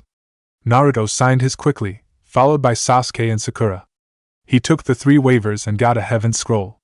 He went over to his team, and they went to the gate that they had been assigned. Naruto quickly took out an empty scroll and let Sasuke put a genjutsu on it to make it look like their real scroll. Sakura was given the fake scroll while Naruto sealed the real one into a storage seal on his belt. Nobody would find it there as the ink wasn't visible on the black belt at all. They quickly discussed their strategy with a few hand signals. When the signal to start the second round came over loudspeaker, they jumped into action. Their plan was to find a secure location, listening to the teams that Naruto had put listening seals on, and then get as many scrolls as they could. The more scrolls they got, the less teams could pass. And this was their chance to prove themselves to their sensei. Orochimaru didn't know whether to be annoyed or amused. He hadn't managed to find Team 7 to test Sasuke like he had planned. But what he found were several beaten teams, some dead, some barely alive, and some simply knocked out. They all had lost their scrolls, and the traces of the fights indicated a vastly superior team taking them out in quick fashion. As the trail of beaten teams was the same as Team 7's, he could safely assume that Sasuke was more than worthy to get his cursed seal. The interesting part was that each time when a team was beaten, many trails left from the position, so it made it more difficult to find the real team. If only he could catch the boy. But the team moved incredibly fast for Genin. It was difficult to keep following them as he had to avoid using too much of his chakra and alerting the proctors to him. He had infiltrated the exams with a lot of trouble, and had only managed to sneak in because one of his hidden entrances was outside the newer barrier. He was sure that he could solve that problem until the planned invasion. Now that he was aware of it, it was exciting. It was much more enjoyable than he had thought Chunin exams could be for him. It was so much more rewarding to fight worthy prey. Because that was what Sasuke was to him, prey. He wanted Sasuke's body to get his Sharingan. But for the boy to come to him, he would need to place the curse seal on him. After all, he was a known traitor to Konoha, and without an incentive it would be too far-fetched to get Sasuke to comply. And the information his spy Kabuto had given him on Sasuke told him that Sasuke's ultimate goal was getting revenge for the Uchiha massacre by killing his brother Itachi. Now there was only the problem of finding the boy. "We are being followed by a Kusa Kunoichi," Naruto informed his teammates. "Why would someone from Kusa try to get to us?" Sakura asked. "No idea. But something is off. We should distract her and get a good distance between us." Naruto said. "I agree. How about you make some shadow clones again and let them transform to look like our team? Let her think that we simply employ our normal tactic of spying ahead to find teams to take out and then beating them in a quick fight. Nobody would be able to distinguish them from us at a distance, and once they are all taken out we can be far enough away. Perhaps even at the tower," Sasuke suggested. "I mean, we have now collected about 7 scrolls, 5 of them are heaven scrolls like our own. That means that from the 10 scrolls of heaven we have 6. That reduces the number of teams that can pass down to 5 overall, and a little bit of fighting would be nice. After all, our promotions depend on showing off our skills to the proctors." "Alright. I guess that would be the best course of action." "Shadow Clone Jutsu," Naruto said, and 14 teams of clones appeared.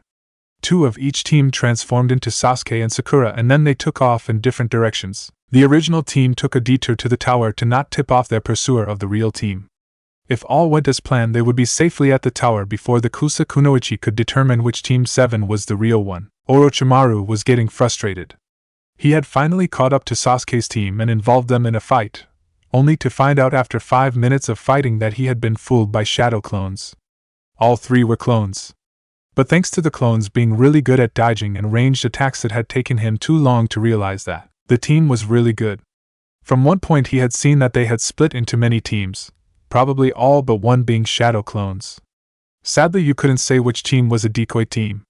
So he had followed one that was going in the direction of the tower, while sending 2 Earth clones out after 2 other trails. This was costing too much time, but it still was intriguing how well the clones fought. Just who was the creator of them? Sasuke, the blonde boy Naruto, or the girl Sakura?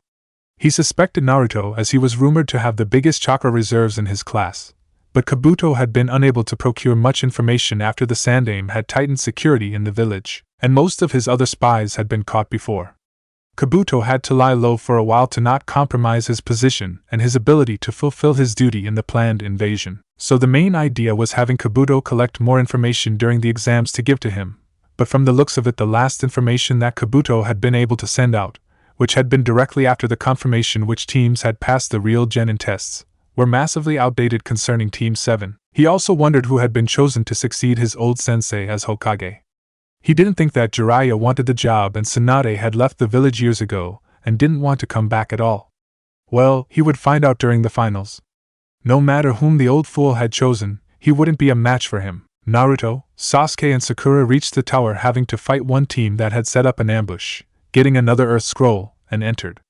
They had only spent about a day in the forest and had surely decimated the competition. 20 teams had passed the first round. 5 at most could pass the second one thanks to them collecting so many heaven scrolls. It would be 4 interesting days in the forest. After all, by limiting the scrolls, they would put other teams under more pressure. And to be honest, the teams that they had taken out weren't anything impressive. An AIM team had tried to fool them with illusionary clones, but Sasuke had easily seen through them and Naruto was completely immune to genjutsu on that level. Sakura had simply dispelled it as genjutsu was one of her strengths. He also had easily sensed where the real ones were hidden underground. By flooding the clearing they were fighting in, Naruto had the perfect base to send lightning into the ground, driving the 3 out for Sasuke and Sakura to knock them out. An older Konoha team was embarrassingly easy to knock out with a genjutsu by Sakura. They simply fell asleep and Team 7 took their scroll. Now they found themselves in a room with some kind of poem hanging high on one wall. After deducing that they had to open the Heaven and Earth scrolls now, they took 2 and Naruto immediately recognized the summoning array in them. They threw them away and were ready to take on whoever was summoned if that was part of the test as well. Thankfully it turned out to be Kotetsu who was greeting them to tell them that they had passed their test. His face when they handed over 2 more Earth scrolls and 5 more Heaven scrolls was priceless. "How the hell did you collect so many scrolls in such a short time?" he exclaimed shocked. The competition consisted of wimps. Sasuke simply stated, getting a nod from Naruto. It was too easy to take them out. We had perhaps one interesting fight for a scroll among the 8 teams we beat. One from Taki had a few interesting techniques. But we still had them beaten in 2 minutes. But the one Kusa team had an interesting collection of poisons with them that I took for studying them. Next to a few weapons I liked. Naruto stated, "Yes, we would have been here even faster if you and your clones hadn't robbed all teams we came across blind." Sakura commented, "There is no reason to leave your enemy with anything that you could use much better than them. And dead ninjas have no need for weapons, scrolls and money," Naruto declared. "And there are no rules in this round. I can do whatever I want in the forest." "I guess you have a point there. Did you by chance come across some medical scrolls?" she admitted. "Don't know. I haven't had a closer look. If I find one you can have a copy." Naruto agreed, "Thanks. Studying more about techniques that other village might know could be interesting," she said happily. Kotetsu's sweat dropped. Kakashi sure had a weird team. Naruto continued to write down all information that his listening seal gave him. So he overheard the Odo team complaining about being unable to find Team 7 to kill Sasuke as Orochimaru of all people had ordered them to do. The Kusa Kunoichi turned out to be Orochimaru and fought against Anko Mitarashi, the proctor for this round. He immediately sent a clone transformed into a bird to the Hokage to tell him about it so that Anko could get backup. Kabuto was a spy he found out when he met with Orochimaru in a deserted part of the forest and got new instructions. It seemed that they had messed up some plans by taking so many scrolls and reaching the tower early on, something about a cursed seal. He would have to investigate that more. Otherwise there were some intense fights going on. The team of Guy, Kakashi-sensei's self-proclaimed eternal rival, had problems finding a heaven scroll. At the moment there were 3 teams already at the tower. Team 8 had trapped another team using Shino's connection to insects, in this case giant leeches, to get an earth scroll. They had come in after the Suna team with Gaara on it that had broken the previous record. So now only 2 more teams could pass. So the teams that got a heaven scroll at the beginning would be the ones that most likely made it through if they didn't get caught by stronger teams. Well, he could probably send a group of his clones into the forest again after the round was over. With so many teams being desperate for a scroll, there would be heavy fights and many deaths, which again meant that he could collect a lot of useful things afterwards. Naruto, disguised as Dark Phoenix, stood in the Hokage's office talking about how they could stop Orochimaru's plans. Naruto had been called as he was the village's only seal master that was currently present. Jiraiya was out to investigate a rumor as Naruto was in the exams, as Naruto wouldn't return to his official residence, which he used to meet with Jiraiya as he had no intention to tell him where he really lived. He didn't trust the man that much. Until after the second round there was more than enough time to check with one of his informants. Kakashi, Anko and Ibiki were the other ones present. Naruto had passed on the information that Kabuto was indeed a spy and worked for Orochimaru, as well that the Odo team was under his command. It was worrisome, but for the moment they couldn't do anything. Anko had told them that Orochimaru had threatened to attack if they cancelled the Chunin exams. Naruto promised to upgrade the security seals on the village walls immediately after he finished with the second exam. Ibiki would take Kabuto into custody with Kakashi and Guy's help.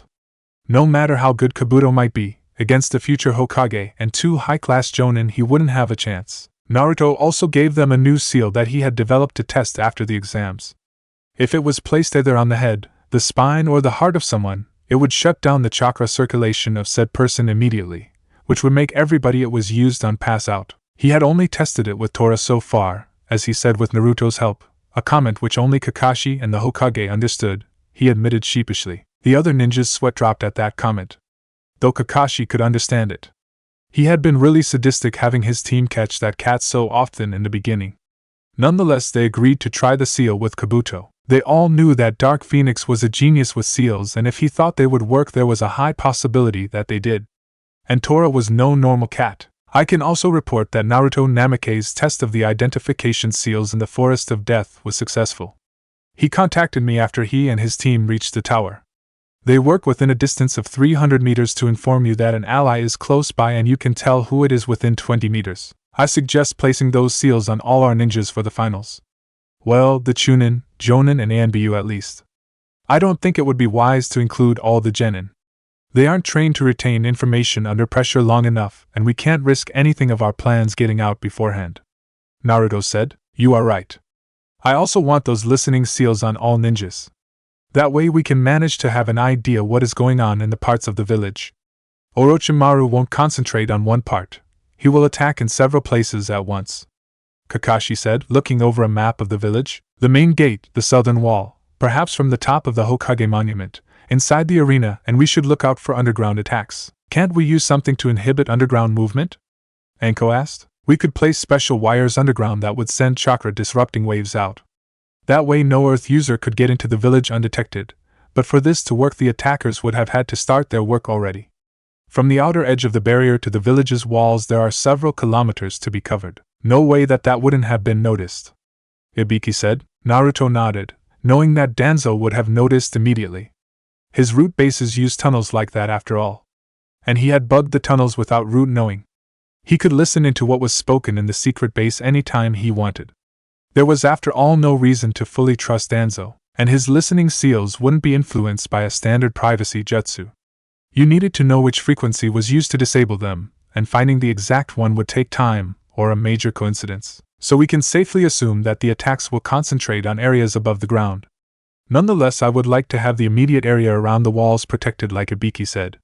It will prevent attempts to dig under them and bring them down that way," Kakashi pointed out. "We also need to find out how Orochimaru got in with us having the barriers changed already. We will set a team to both of that after we take out Kabuto.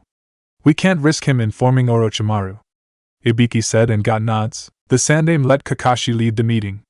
He was the next Hokage, and this would soon be completely his responsibility. He and Danzo had done their part as far as they could and taken out all spies that they knew about. Jiraiya had changed the way the barrier worked like Naruto had proposed, which would warn them of large groups attacking immediately, and thanks to Naruto's new invention of flying backpacks they had an 8-person strong unit to fend off aerial attacks. The things the boy could do with seals and ingenuity didn't cease to amaze him. Chapter 26, The Finalists Stand. Team 10 was in hiding in the forest. For some reason this round was much harder than they had thought it would be. In the beginning they had done well and only had bad luck with finding only a team with another heaven scroll like theirs. They had still pocketed it as having a spare would be smart, as Shikamaru pointed out, but now everybody seemed to be after said heaven scrolls. They had listened to 3 other teams thanks to Ino possessing a mouse and spying on them from under a bush. Shikamaru knew that probably the 2 that they had were either the last 2 in the forest, or very close to being the last. It was making this whole exercise much more dangerous. They had relied on stealth to stay undetected so far.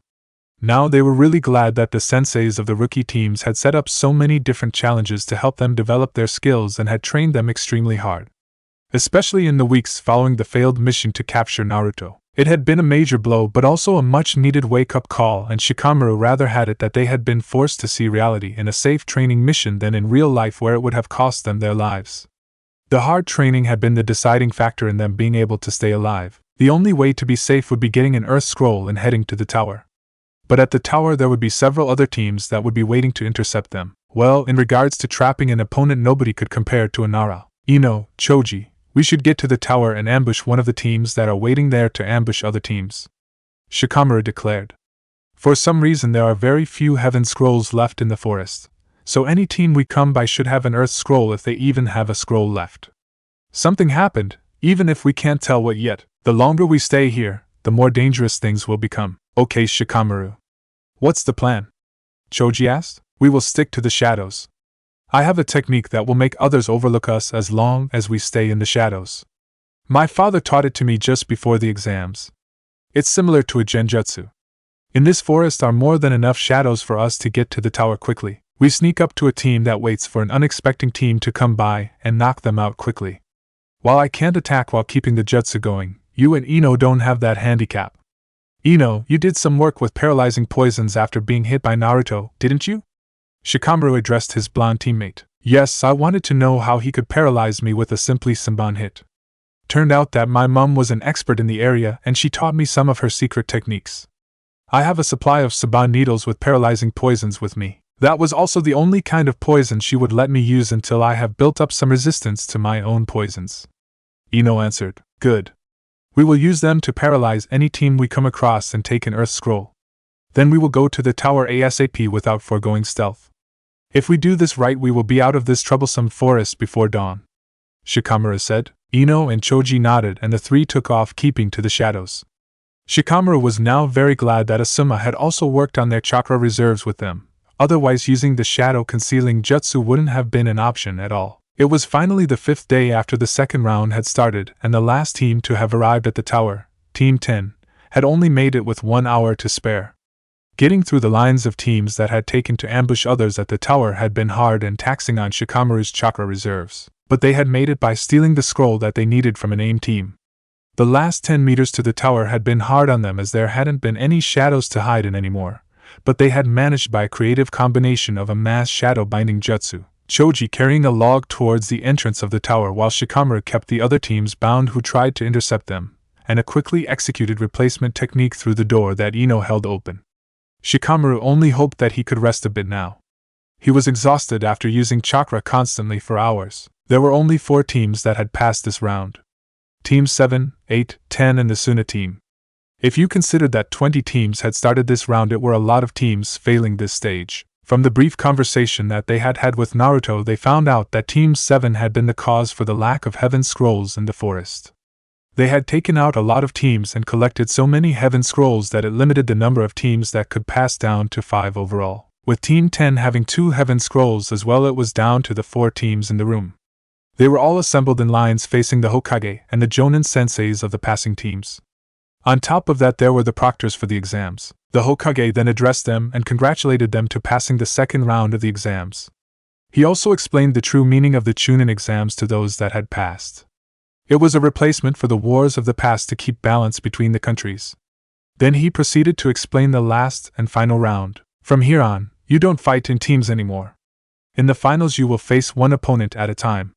The decision if you are promoted depends on how you present yourself in front of the audience, in which there will be our most important clients. It will also be the event that will start the reign of the next Hokage, the Sandaime said, surprising everybody except the Jonins and Team 7. Yes, I have decided to finally retire again. You are the first ones to be told who my successor will be, The rest of Konoha and the dignitaries will be informed tomorrow. Kakashi stepped forward. As you probably all know, this is Kakashi Hatake. He is the Godame Hokage. The Sandaime said, and the Genin and Jonin of Konoha bowed to the chosen successor of the Sandaime. The Tsunanines were surprised by the announcement. This complicated the plans for the invasion massively. They hadn't expected to have to fight against the young and powerful Hokage. They would need to talk to the Kazekage as soon as possible. Perhaps they should rethink their involvement with the planned invasion. Kakashi Hatake had managed to rise to S rank in all bingo books over the last 6 months since he had taken up a Genin team which was now participating in the finals of the exams. It was unheard of that a ninja could bring a team to the finals of the Chunin exams in such a short time, and become an S-ranked ninja at the same time. They couldn't underestimate this opponent. Thank you for the show of respect, Kakashi said seriously. As the next Hokage, I will now explain just how the finals will go.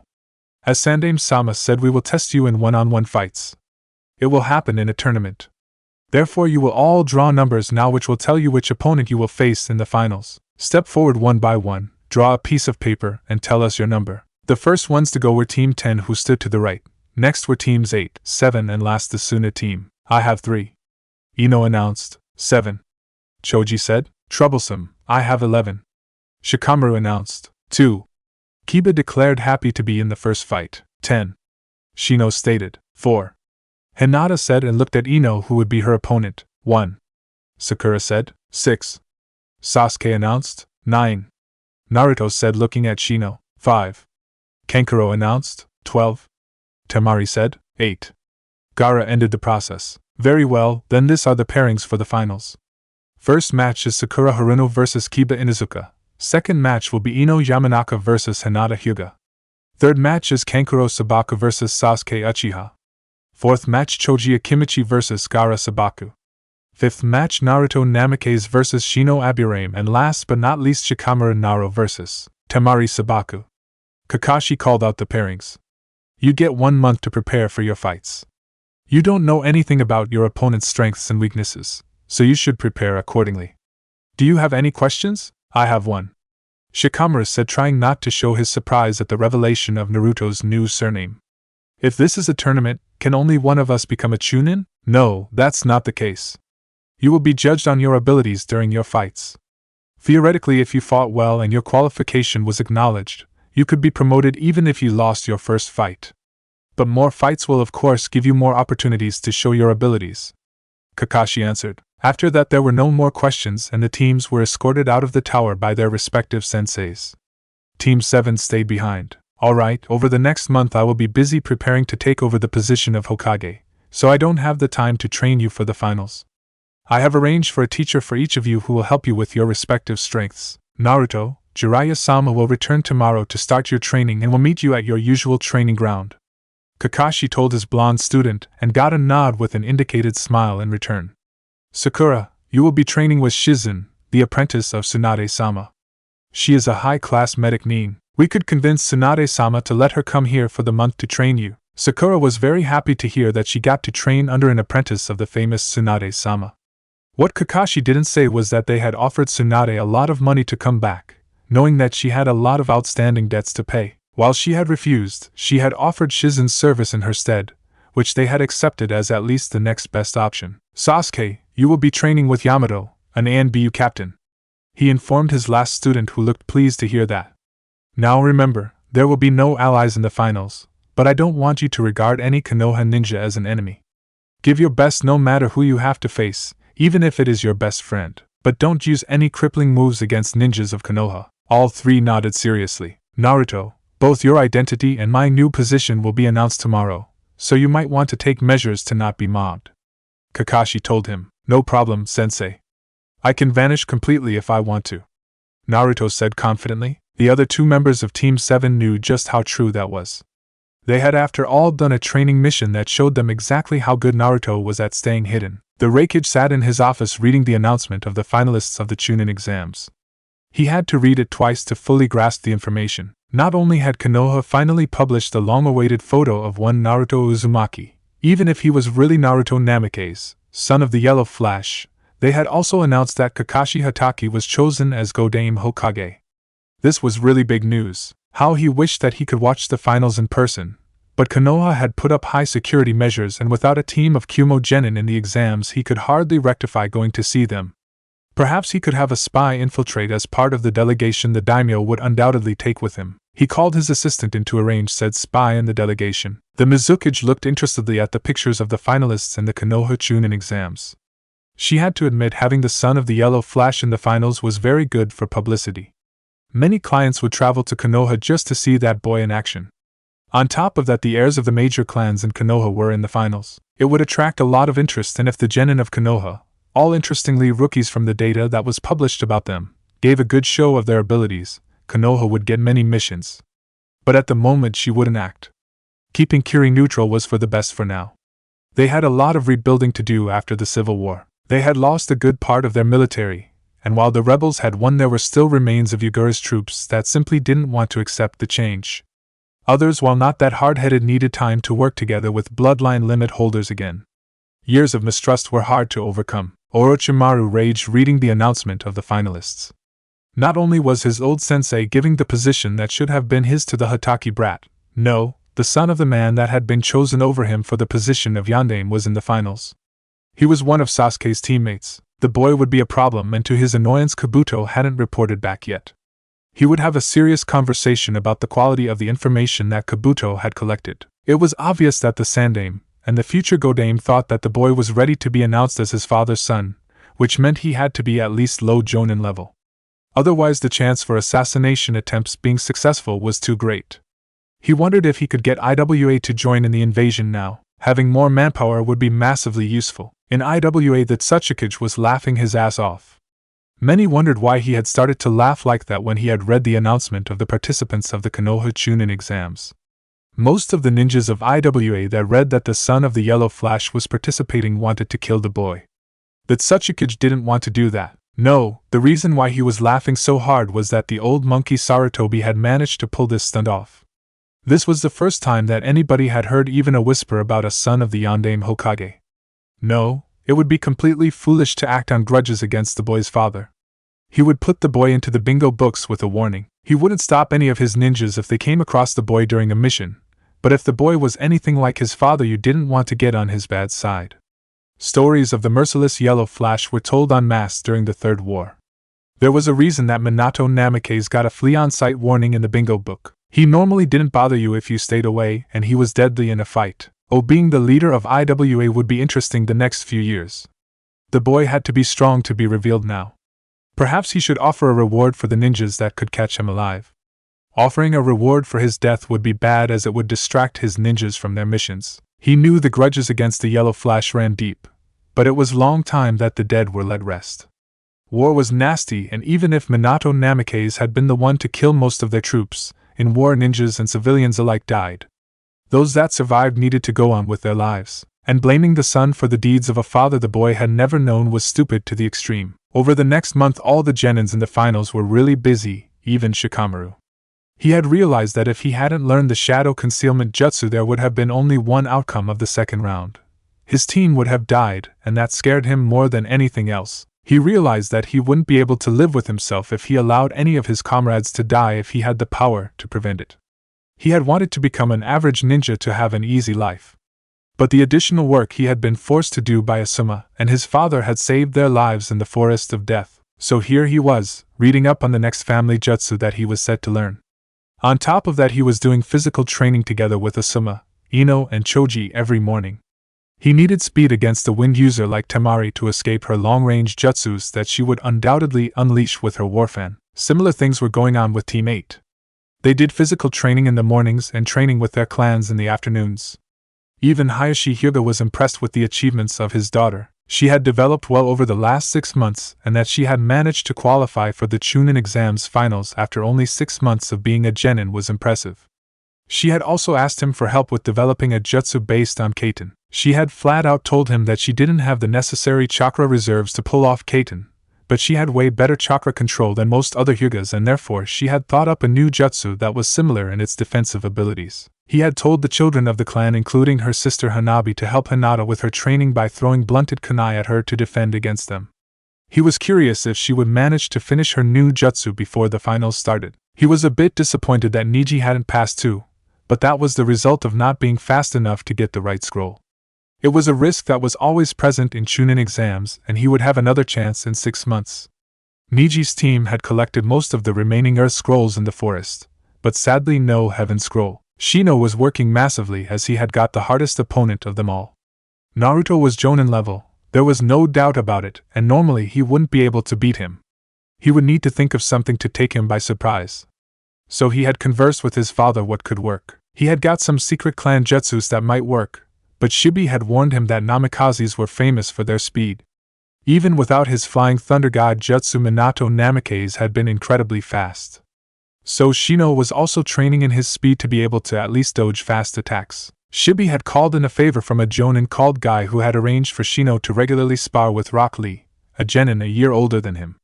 The boy couldn't use chakra for nin and genjutsus thanks to malformed chakra coils, but he was incredibly fast. It was perfect to work on taijutsu and speed against the boy, even if his mannerisms were really taking time to get used to. Kakashi had called Naruto to discuss some things with him. He knew that he needed to keep contact with his team, especially Naruto and Sasuke. It had been the intention of the bonding he had done over the last 6 months. And he was happy to say that Naruto had opened up to him at least a little bit. "Hello Naruto, how is your training with Jiraiya coming along?" Kakashi asked. "Hello Kakashi-sensei. My training is going well. We are mostly working on cooperation with the toads and some special jutsus," Naruto said. "We also think that once I have mastered cooperation with the toads to a certain level, they might allow me to sign my clan's summoning contract next to theirs." Gamabunta said if I could prove that I was worthy of the help of the toads and was willing to use both summoning clans equally, he wouldn't void my contract with the toads because the second one is a clan contract and the summons operate in different areas than the toads. "That's good to hear, Naruto. If I may ask, which animal was the summoning partner of the Uzumaki clan?" Kakashi asked. "It's seagulls. Being an island nation, having scouts in the air was invaluable, and they also weren't hindered by the sea that surrounded Whirlpool Country," Naruto answered. "The biggest ones, as far as I read in Mum's journal, were about as big as doubly to triple the size of a large eagle. Most of the bigger ones also could use water jutsus and speed attacks. All of them were able to use wind jutsus, which makes sense with them being birds. That sounds indeed useful. And it wouldn't clash with the abilities of the toads." Kakashi agreed. "What kind of jutsus are you working on? You already had a really impressive repertoire, mostly wind and water jutsus." "The wind jutsus I mostly create myself now because there aren't many out there that are known in Konoha. It's not that much of a surprise because wind elementals are really rare. I think of the currently active ninjas in Konoha, only Asuma-sensei has it, and of the retired ones I only know of Danzo Shimura," Naruto mentioned. "How did he take your little visit at the root headquarters, by the way?" Kakashi asked. "It went better than I thought. We managed to come to an agreement with which we can both live. I think he is highly amused, even if he would never show that. Roots don't have emotions after all and that crap, with how I managed to confuse all people and still don't get noticed when I don't want to. He tries tracking me, but I normally easily lose the one he puts on my trail. Though the ink user isn't bad. Gave me some problems until I found a way to slip away from his trailing me," Naruto commented, grinning. "You honestly enjoy tricking them, don't you, Naruto?" Kakashi asked, amused. "Of course I do. Do you know how boring it can be if I only get to deal with the lazy Chunin and Jonin of the village? I could outthink the Chunin with 9, and it only took until I turned 10 to force Grandpa Hokage to send Jonin after me after a flashy prank because I didn't figure out how to do chakra suppression before that, and therefore Iruka-sensei could find me with his sensor abilities. When he couldn't sense me anymore, no Chunin could find me, which caused that finding me was being upgraded to a Jonin mission," Naruto said proudly. Kakashi could only shake his head. He knew that Naruto was a prodigy, but it was a slap in the face of the village military to have this pointed out so directly. Naruto had been a sabotaged academy student with 8. It showed how much the village needed to improve if a then probably genin level boy could get away from ninjas that held a higher rank than him. Well, the Chunin had been forced to go to boot camp with Guy to make up for deficiencies, and the Jonin were given to Anko, who gleefully saw to that task. "So, do you plan to use your dad's signature jutsus for the finals?" Kakashi asked. "Probably. It depends how much I am pushed. Shino will do all he can to at least force me to take him seriously. Not that he can really do much, as I have too much chakra for his bugs to take from me. They will be full before I truly notice it. But he is smart, and will come up with some good strategies. I'm really looking forward to it." Shikamaru and Temari will also be interesting opponents, depending on who wins the fight. Shikamaru normally should be able to outthink Temari, but if he doesn't want to face me, he might quit after having shown his skills. He got a major shock in the second part of the exams when towards the end his team had the last remaining Heaven Scrolls. He realized that being too weak can get you and your team killed, and as much as he likes slacking off, he wouldn't do that at the cost of others' lives. Naruto analyzed. True. We can expect high-class fights. The one I am a bit concerned about is Choji against Gaara. We have confirmed that Gaara is the Ichibi Jinchuriki, and it is concerning that he was sent here while Orochimaru is about to launch an attack against the village. We aren't sure yet if Suna is involved in his plans, but their economic problems would make them an easy target for Orochimaru. Kakashi informed Naruto, "Don't worry. If Gaara goes too far, I will get Choji out of there the last moment. I won't allow Gaara to kill any of my comrades. The other rookies have proven to me that I can count on them in case I need backup, so I will return that favor when I can." Naruto said, knowing his sensei would be happy to hear that. "You are aware that I have long figured out the plan to let me connect more to my peers by doing that crossover training with the other rookie teams and even the rare sparring matches with Guy's team?" Kakashi chuckled. "I told the Sandaime that you would.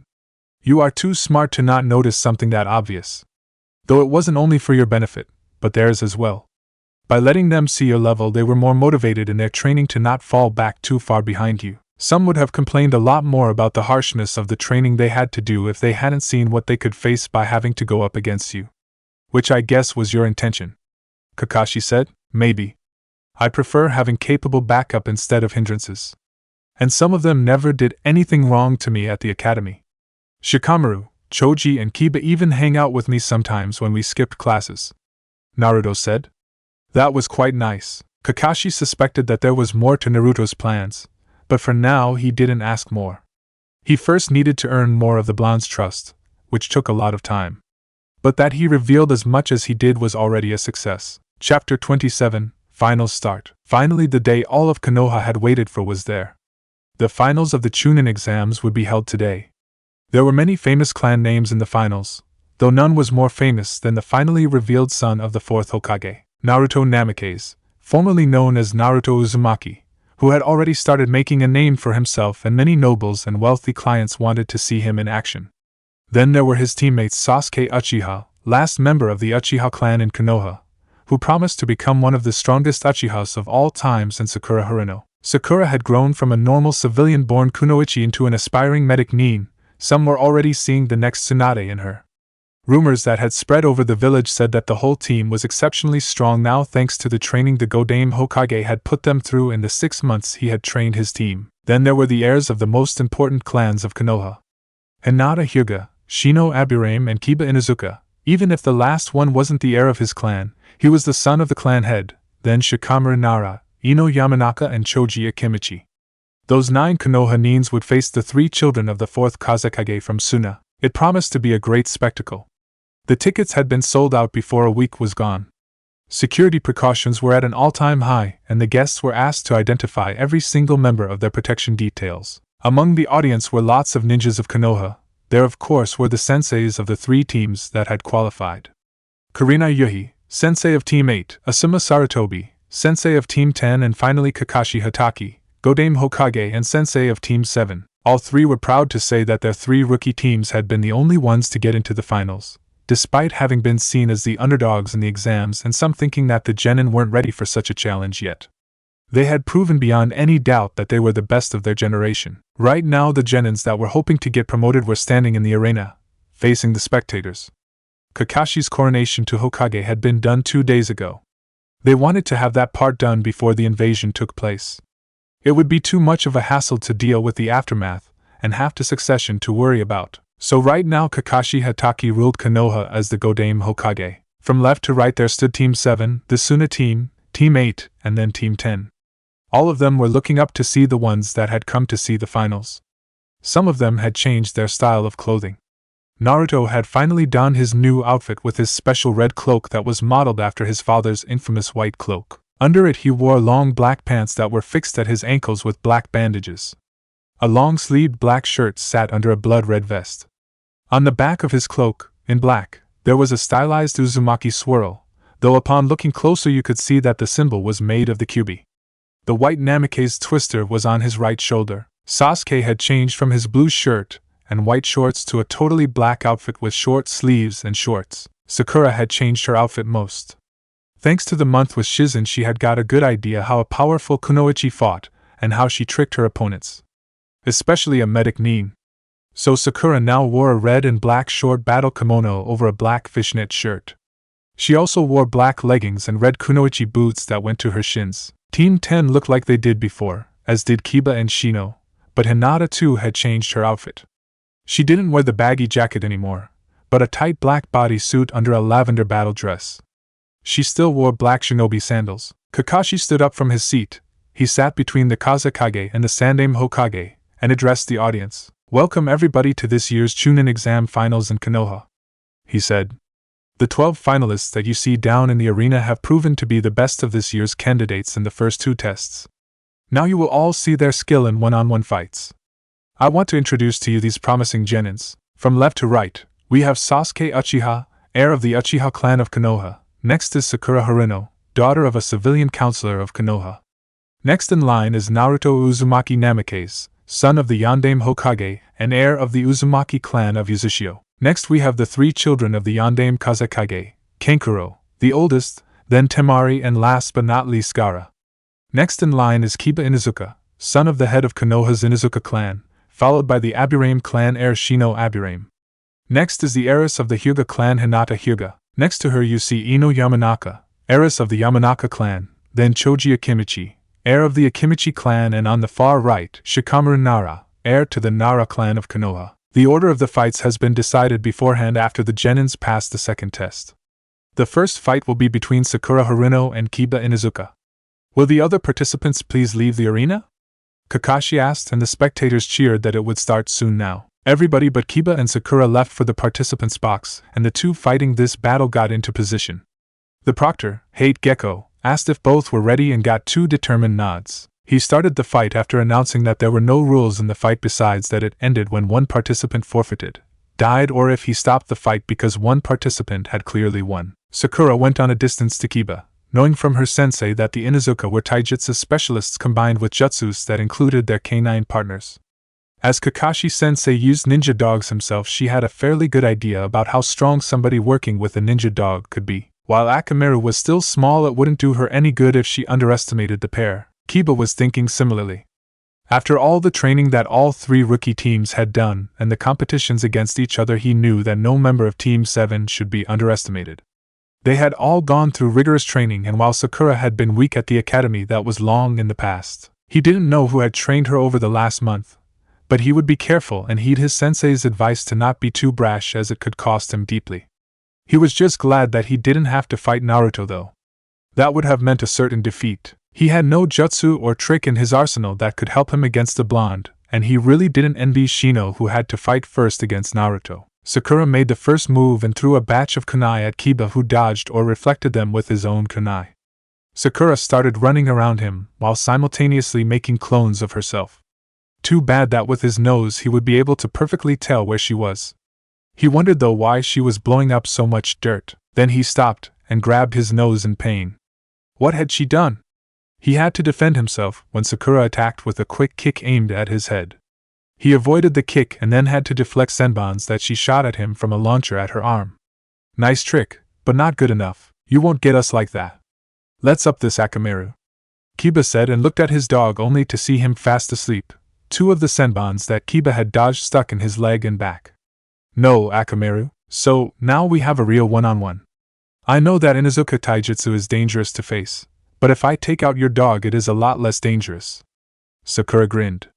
Be happy that you are a comrade, otherwise that wouldn't have been a sleeping drug, but poison. I'll show you, Kiba roared, having lost his cool over the loss of his partner. This was not how he had planned his fight to go. He charged at Sakura, but for some reason he didn't manage to hit her at all. She always just shifted out of the way of his punches, kicks and slashes. It was infuriating. And then her damned grin. Suddenly he stumbled and left an opening which Sakura ruthlessly used to land an uppercut against his chin. He flew back and stopped a little distance away. Then he felt his vision getting dizzy. What did you do? He asked, now really having trouble staying awake. Your saban didn't hit me at all, No, but you inhaled the drug that I set free while we were exchanging blows. You should only have at most 10 seconds until you join Akamaru in Dreamland. Sakura said. I not only spread a powdered plant that caused you pain when you channeled chakra into your nose and ears when I ran around you, I also made sure to let you inhale fumes from the bottle on my belt which are scentless, especially after you couldn't use your nose properly. Good night, Kiba. Kiba fell to the ground, asleep. Proctor, Kiba won't wake up until 2 hours are over or he gets the antidote to the drug I used. Sakura announced and closed the lid of her bottle again. This had worked out perfectly. Her strategy had taken out Kiba without her getting injured or costing her too much chakra. After all, she had to fight more rounds after this, and a good strategy was the main element you needed to show to hope getting your promotion. Winner is Sakura Haruno. Hate announced, and the audience cheered. While the fight had been short, it had been entertaining how the girl had tricked one of the clan ninjas. Will Ino Yamanaka and Hinata Hyuga come down here? While Sakura walked up to the competitor's box, Ino and Hinata left it. Once Sakura arrived there, she got compliments from her teammates. Good fight, Sakura, really clever strategy. Naruto praised. Yes, well done. Sasuke added, thank you. I was surprised that it worked out this perfectly. I had feared he would be more careful after I took out his sense of smell, but it was really easy to send Akamaru sleeping. Sakura replied, he didn't expect you to improve that much over the month.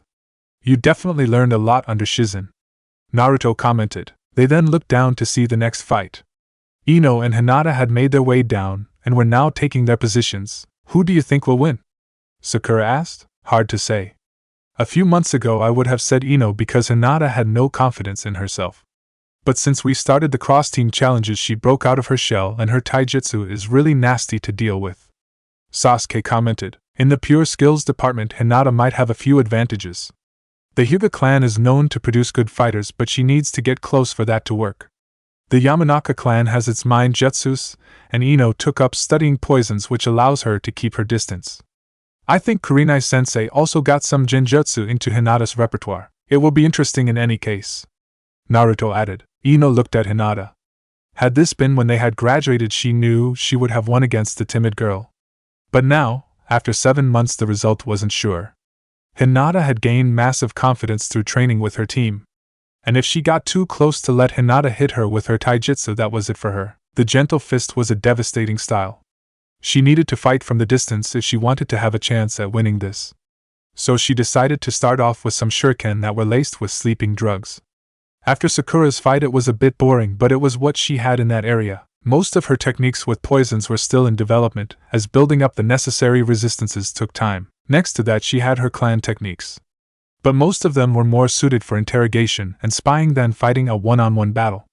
She was just glad that Asuma-sensei had shown her 2 jutsus that she could use. She was a fire element, and while she hadn't done elemental manipulation training yet, she had learned 2 basic fire jutsus that didn't rely on proper elemental manipulation. Both were D rank, but they were useful. She really regretted her stupidity at the academy now. Had she trained more like her dad had told her over and over again, she would have bigger chakra reserves now. Not to mention her dieting. It had cost her. She knew that Hinata was the only girl of her class that hadn't dieted because she was simply too shy to pursue her love interest Naruto. Ino threw her shuriken and watched how Hinata elegantly evaded them by shifting her body out of the way. That was another point which made fighting Hinata difficult. She was incredibly flexible and devilishly hard to hit. Ino went through hand seals, fire style, fire bullet. She called out and shot a middle-sized fireball from her mouth. It was in no way as impressive as the ones she had seen Sasuke use at the academy, but they didn't need to be that impressive. Hinata jumped to the side, dodging the attack before racing towards her. Ino started a barrage of shuriken and kunai, which Hinata either dodged or deflected with a kunai in her right hand. Ino retreated, knowing that if she got involved in a close-up taijutsu exchange, Hinata could land vital hits. But this time she had used other shuriken. They had nearly invisible wire tied to them.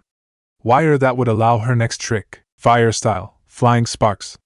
She called out and shot a barrage of sparks from her mouth. The wire was drenched in burned paste and therefore allowed Ino to trap Hinata in a net of fire. Well, at least that had been the plan. Water gentle fist style, protection of the 64-hand sphere.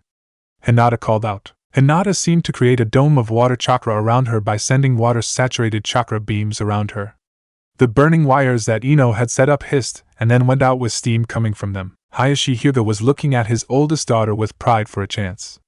She had worked tirelessly with the children of the clan on this jutsu. First, she had simply used her normal chakra for the protection. It had been an impressive feat already. Based on Kaiten, she had used the principle of surrounding herself with an impenetrable sphere. Her chakra beams, as she called it, had been formed to be sharp and thin. A true precision technique that could be both attack and defense. She had finished that part around halfway through the training month. Then she had worked on integrating her water-natured chakra into it, and now he saw the result. The Yamanaka girl was trying to be smart in this fight, but he was sure that Hinata would win. Ino was shocked about Hinata's unique jutsu. She had never before seen anything like that. Then suddenly she felt herself be hit. How? Hinata was still defending against her fire. You're within my field of divination. She heard from close to her. No, how did you get this close? Ino exclaimed, trying to get away. 8 trigrams, 32 hands. Hinata said, and then the hits started raining on Ino. 2 hands, 4 hands, 8 hands, 16 hands, 32 hands. Ino felt lots of her chakra points being shut down. She fell to the ground, knowing that she had lost. How did you get close? She asked. I used the steam the extinguishing of your fire net produced to prepare a genjutsu which let you believe that I was still defending while I closed the distance to land my final attack.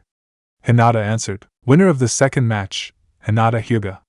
Hade declared. Hinata was shocked but very happy when she looked up into the stands and saw her father nod at her appreciatively.